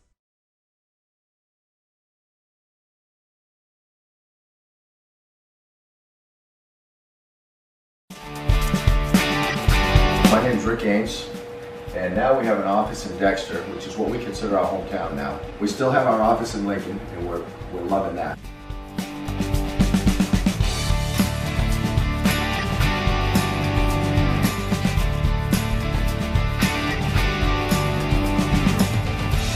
We're looking forward to helping you naturally feel and be your very best.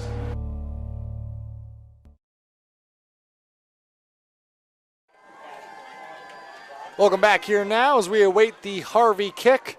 Back to Thibodeau and Gibson. After and following that Pony score, that's actually going to be kicked along the ground. It's going to need to be swallowed up. Almost a situation where the Ponies were able to recover that one.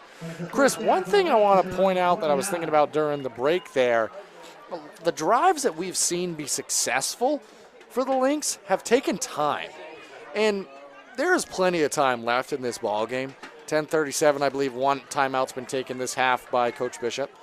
There's plenty of time, but the drives themselves are going to have to play with a little bit more tempo if you expect to run the same plays and have a result that finds you into the end zone with time to get this ball game back tied up, or better yet, find yourself leading in this one. Yeah, it's not desperation time or anything by no means for Mattanawcook yet. It's still 2 timeouts, still 10.5, just over 10.5 minutes to go. But yeah, a little bit more up tempo is going to have to be what they're going to have to do here the rest of the way. And McCarthy's back into the ball game, picks up a yard or 2. And if you're the Ponies, it's keeping this offense contained, understanding that maybe you can allow some plays, but trying to limit to plays like that right there. If you're going to allow yards, make sure it's on 3rd down, things like that. Long drives is what you're looking for here out of your defense, or better yet, just get the ball back for your offense. Milner, the motion man, he's going to be the recipient. He's going a little south there. It's going to be swallowed up. It's going to be a 2-yard loss, but there's going to be a penalty. I don't know if that was couldn't see from here. I can't even, if I had to guess, I'd say face mask, but there's no way I could see that from here. Did look like it was on the tackling action. Yeah, that's why I said face mask. Probably be a safe bet, but I'm not an official, Zach, so. Well, Chris, I think you did just great because it is a face mask. It's going to go against the Ponies, and that's going to be a pretty decent gain there for the Mattanawcook Lynx. That's a 5-yard face mask, I guess. Oh, okay. I don't know what is all face masks now in high school 5 yards, or maybe they deem it if you don't let go of it. Yeah, it's 15. There's some discretion there, I do believe. But in any sense, it basically gets them back to restarting 2nd down there, essentially the same positioning. We're going to have a Jenkins screen into the middle of the defense there. It's going to pick up some yardage. Close to a 1st down. It is a 1st down. They're going to signal enough for a first there. So maybe, Chris, there's a little bit of tempo in that play itself, maybe going through a little bit in the air, but keeping it safe at the same time. A play that they've run before and worked out then, it works out there. Going to be 1st down. Clock does keep moving, but again, as you said, Chris, not really a concern right now. No, still plenty of time. Still over 9 minutes remaining. Hand off inside, I believe it's McCarthy again, yeah. Yep. Just wanted to update that score for the Bangor area folks, or anybody else who's a fan of the Bangor Rams looking for their first win. They are leading in the 4th quarter down at Lawrence, 26-18. Good game. Be a big win for the Rams. They could pull that off. Lawrence, one of the contenders down in Class B, but yeah, that'd be a big win. Rams looking for their first one. The Lynx here going a little bit more of a spread formation, but they are going to pass. Play action, faked me out. Jenkins, he's keeping it. Eventually throws it away, but throws it to Lucas Sands. Sands dancing along his sideline. Going to elect to go down there. And Lucas Sands, plays like that are what the doctor ordered. Pony's going to get it back now. Yep, and that play, could be a teaching moment for Coach Bishop with his quarterback, Harper Jenkins. You might want to see you scrambling like that with nobody open. You might want to just have your quarterback kind of toss that one out of bounds. It's definitely a play where you understand what the athlete's trying to do. You're looking for yards. You're looking to make things happen, keep your offense rolling, and try to fight back in this one. But as you said, Chris, absolutely a coaching moment. You understand where the intent's coming from, but just things to be worked on, and they will. And I've been impressed by what we've seen. And those types of things, coachable moments, will only help out the team. Yeah, absolutely. Been a very highly competitive game on both sides. Caruso, they're going to take a shot through the air. They wanted to reward Sands right there. Certainly did. Sands and Caruso have been able to really hook up quite a bit this year and get that relationship going between the quarterback and the wide receiver. He had 2 touchdown catches, 2 long ones last week in that win over Winslow. And Sands might have had some space there, Chris, but I want to give, again, a huge shout-out to this secondary and their performance in this one so far for Mattanawcook. I feel like they've been tasked quite a few times, and they've done pretty well when asked to answer the call there. Herman and Nokomis going to overtime. I believe that's the second home game that the Hawks have gone to overtime this year so far. Handoff inside, that's Smith. Cuts back, makes a man miss, fights through a tackle before eventually getting brought down by McCarthy. Good gain there. Almost enough for a first. Well, we've had this a few times, Chris. We're doing the dance of is that a first down or not? We're going to get it. Sure. Yeah, They're going to give it to him. As I said, Foxcroft's next opponent next week at Herman. Herman in week 2, they had a home game go to overtime against Messalonski, where they came up short. They went for a 2-point conversion and fell 34-33. But another overtime game for the Herman Hawks. I'm really liking how much competition we're seeing across the area. It's been a theme. It's very, very nice to see for sure. Caruso. Smith and Holmes to either side. Taking some time off the clock here. Receives a snap, counter back, finds Holmes. Holmes fights through a tackle before eventually being brought down there. These ball carriers for Foxcroft, they're a load to bring down, that's for sure, between what we've seen Smith do tonight and Holmes. They certainly run hard, Chris, and that's why the gang tackling and getting multiple players to the football was so important early on. I think overall, Mattanawcook's done a terrific job all night long of gang tackling. And with runs like that, it's not easy to do. No. So, truly, they've done a great job. Just under 7 minutes now remaining. A 2-score lead here for the Ponies. The Ponies completely happy to take some time off the clock here, as they should with the lead. Handoff to Smith. Smith, the stiff arm, fights through a tackle. Dancing along the sideline. Knocked out of bounds just short of the end zone there. Nice run. It'll be first and goal for the Ponies. And this point of the game, this could be the put-away score here for the home team. It would be a tough hill to climb if we see a third touchdown in terms of advantage. And the way Smith and Holmes have been running in this one, Chris, it's going to be tough to keep them out of the end zone. And that one went final down in Falmouth, matchup of 3-0 teams there. Falmouth knocks off Freiburg 15-14 in that one. Great game. Handoff inside. Smith fights inside the 5-yard line. Brings up second and goal from the 4 for Foxcroft. Caruso getting the signal. See if they keep it on the ground here, Chris. The way they've been moving the ball, wouldn't be surprised.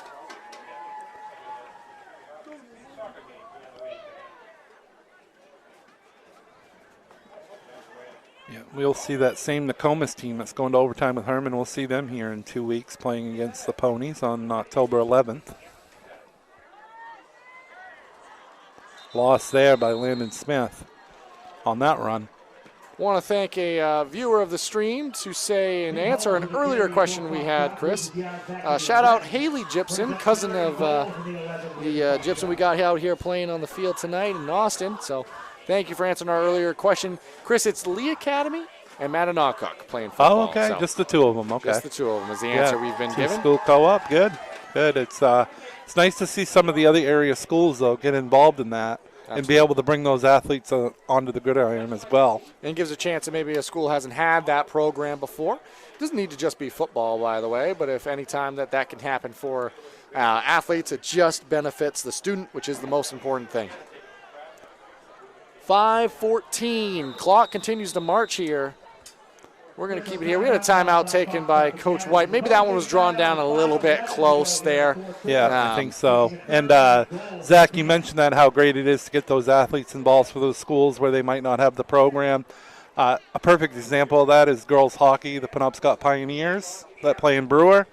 I think they have like 8 schools with kids. I mean, it's awesome. Yeah. Awesome for those kids. Well, if you were able to join us at halftime, and hopefully you were, because we got to see some great athletes be inducted to the Hall of Fame here at Foxcroft Academy. We also had a special guest in Ernie Clark join us. One of the things we talked about is this local area and the community and making sure that these athletes, they feel like the New England Patriots. And by doing that and combining, it just gives opportunities for these young athletes. Yeah, like Ernie said, with these teams playing out here tonight, it's like when the Patriots play the Jets and that type rivalry. Foxcroft has always had MA as kind of a rivalry in football throughout the years, and it's just nice for MA to return to the 11-man game. Yeah, absolutely. Returning to the action now, following the timeout by Coach White in the Ponies. Believe it's 3rd and goal here. They're going to go through the air. Caruso to the back of the end zone. Jump ball through the hands. Almost had it. Sickler. Yeah, Aiden Sickler with that. Almost came down with a great catch in the corner there, Zach. Chris, that was a great ball by Caruso. It really was. He really put that there. in a position where only Sickler could make a play on it. Just one of those times that sometimes you're going to come down with it. In that case, he didn't. But this ends up being a really big moment in the ball game, Chris. Obviously, if you're Mattanawcook, you can't let this game get to 3 scores. Really, it's going to be tough as it is. But yeah, it's just about 5 minutes left here in this game, and this is a must-stop here for Mattanawcook on this 4th down and goal from the 11. Topolsky, he went in motion. Caruso keeps it. They're going to set up the screen. I think it was there, too. I think Smith had a couple, Holmes had a couple blockers in front of him, and he just happened to slip on the turf there. We had a lot of rain come in last night. Might be still slick. The temperature's gone down a little bit. Yeah. And also, Caruso had a ton of pressure in his face there, so maybe not quite as much time as you typically have on that play, although it is a screen, so those typically move quickly. Yeah, and I think it was there. The blocks were there. I think he would have probably gotten to the end zone on that one if he could have came in with the catch. And those are the types of things that later in a season, by running them in a game and getting real-time experience, they get a little bit more fine-tuned. But big opportunity here for Mattanawcook now. All that matters is the first one, down 2 scores, but chance now to move. Gibson along the sideline. Decent gain right there.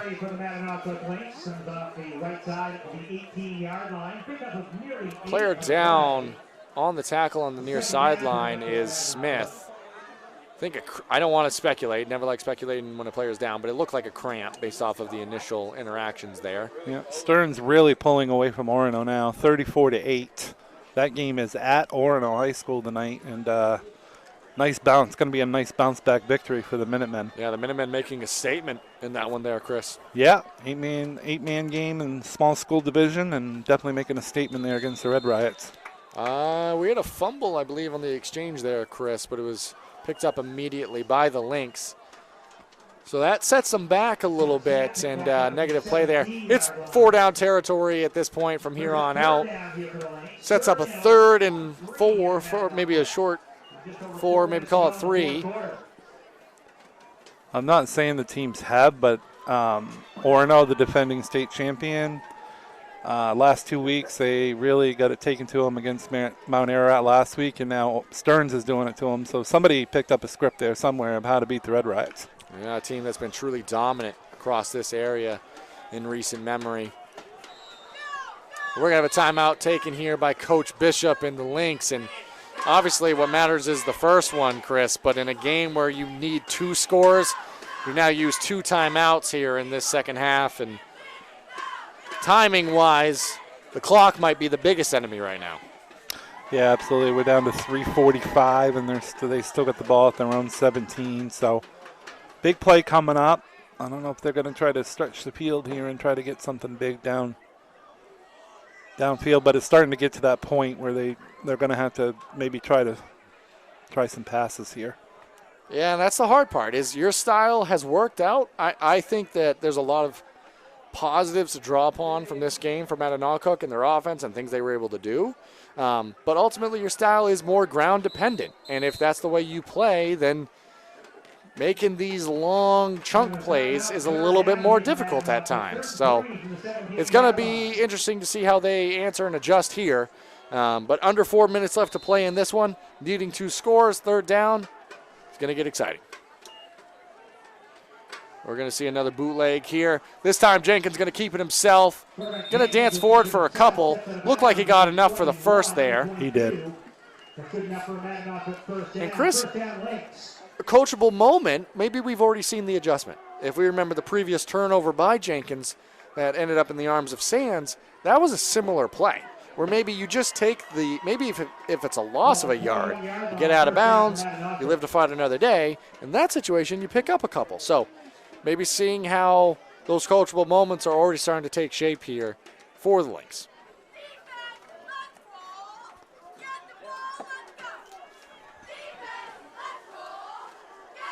Jenkins now under center again. Clock stopped for the moment as he got out of play. Handoff inside. McCarthy makes a man miss. Good gain there. And we're going to have a late flag. Late flag. Very late. Maybe a unnecessary roughness. Late hit there, Chris. Again, just because it's on the tackle. We're going to have a face mask again, actually. It was a signal from the official. Pick up the 15 on the play. So gain of 15 and then tack on a few more because of the face mask. Another 5 yards after the incidental face mask up to the 40-yard line. 3:32. Clock's going to keep moving here in a moment. There it goes. Continues on. And you got to expect some more tempo here out of the Lynx as they approach midfield. Gibson to the wingback form. Handoff inside. Fighting forward for some yards there again is McCarthy. Chris, similar to what we saw to start the game, it's just coming a little bit late right now. Yeah. Still, some great runs here. You know, you got just under 3 minutes left. You have to move the ball pretty decent here, starting deep in your own territory.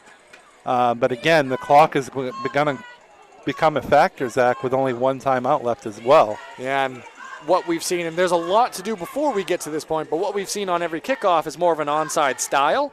So there is something there. You're going to have to try it, but 50 yards at least, a little bit more, separates even that first score. So good reverse there. Gibson, first down. Got to get up and get ready to snap the ball here because clock does stop until they reset the chains. And with Jenkins headed to Coach Bishop along the sideline, this might be the situation where you start to set up a couple of plays. You say, hey, we're going to run this one, then immediately after get to the line, this is what we're going to run. That way you get to keep some tempo because there's a lot of time coming off between these plays here. Jenkins just went to the sideline. He might have done what you just said, Zach, and pick up maybe the next couple plays from Coach and where they had to move the chains. The clock was stopped, so see what they do here. And off inside to McCarthy. And Jenkins going to return to the sideline. So send this one up pretty traditional to how you would set up a normal drive. And if this was happening in the third quarter, this would be an excellent, excellent drive so far. They're moving the ball. They're playing well. They're executing their game plan. However, the reality is we're under a minute and a half. And Chris, I don't want to say that they're not playing to win the game, but at the same time, it might be just developing your offense, developing your plays, and finding things that work. Just over a minute remaining now. Clock running. Handoffs there to Gibson. Gibson, strong hit along the sideline. Holmes gave a shot there. Good strong run, hard run there. Out of bounds, I do believe.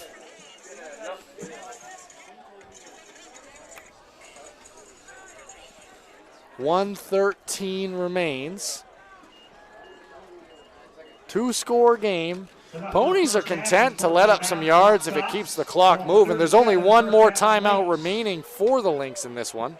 Nokomis just tried to convert a 2-point conversion in overtime, came up short. Herman and Nokomis going to a second overtime at Herman tonight. What a game. Double OT, 20-20. Jenkins under center, motion man's Milner. Handoff inside, swallowed up by this Ponies defense. Good read right there.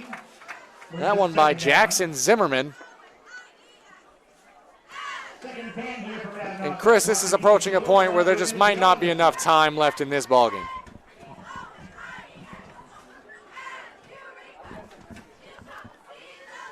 Before this one expires, as we do rapidly approach it at this point, 45 on the clock as Jenkins sets back to pass. Little screen play. McCarthy's going to lower the shoulder, but clock's going to keep moving.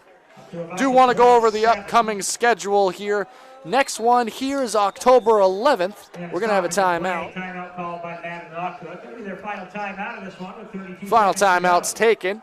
That's going to be the final one of the game for the Lynx. 32 seconds on the clock. Nokomis coming here October 11th. We'll have that one for you. So that's the next action you can expect on the gridiron out of your main sports media. But we've got some stuff coming your way tomorrow. Some fun action just a town over in Guilford, Maine. PCHS having their homecoming festivities. 2 p.m. tomorrow is going to be the PCHS Hall of Fame ceremonies.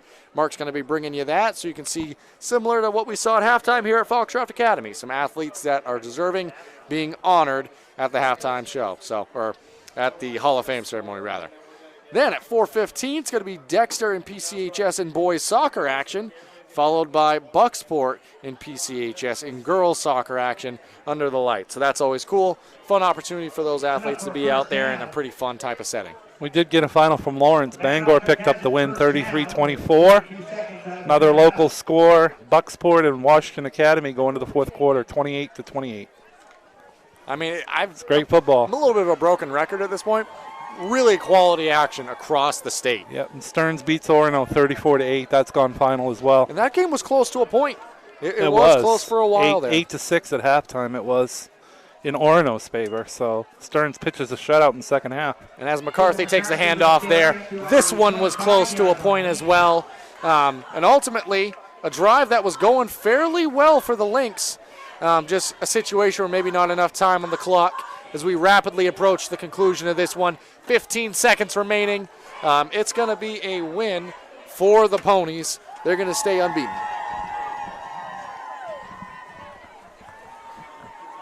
Handoff inside there. There's going to be another flag, which is going to stop the clock with 0.5 seconds left on the clock. So good old flag there before we officially conclude the action. But Chris, great ball game. Do want to thank our sponsors one more time. Herring Brothers out of Guilford, Rouse Garage out of Dover Foxcroft, Kimball Insurance out of Sangerville, Ames Chiropractic out of Dexter, Ideal Energy Solutions out of Dover Foxcroft, Black Bear Crane out of Herman, and Maine Highlands Federal Credit Union. Want to thank them. Want to thank all of you for watching along and joining us here. And what was a really fun high school football game. Defense, competitive, hard-nosed football the whole way. Yeah, give Emma credit for the way they played in here tonight against Foxcroft. Foxcroft, the heavy favorite. They are going to win the game, but I thought the Lynx really kind of made a statement about where their program stands. Yeah, and they have a lot of young talent, a lot of young players that really answered the call. Coachable moments for either side. It was a great game. So 20-6, homecoming. The Ponies come away with the victory. That's going to do it for us here. Again, thank you all for joining us. Last chance, if you haven't already, please subscribe to the YouTube channel. It's completely free to do so. We're going to sign off here, but thank you all for joining us here on Eastern Maine Sports Media. Final, 20-6, Foxcroft Academy Ponies with the Mattanawcook.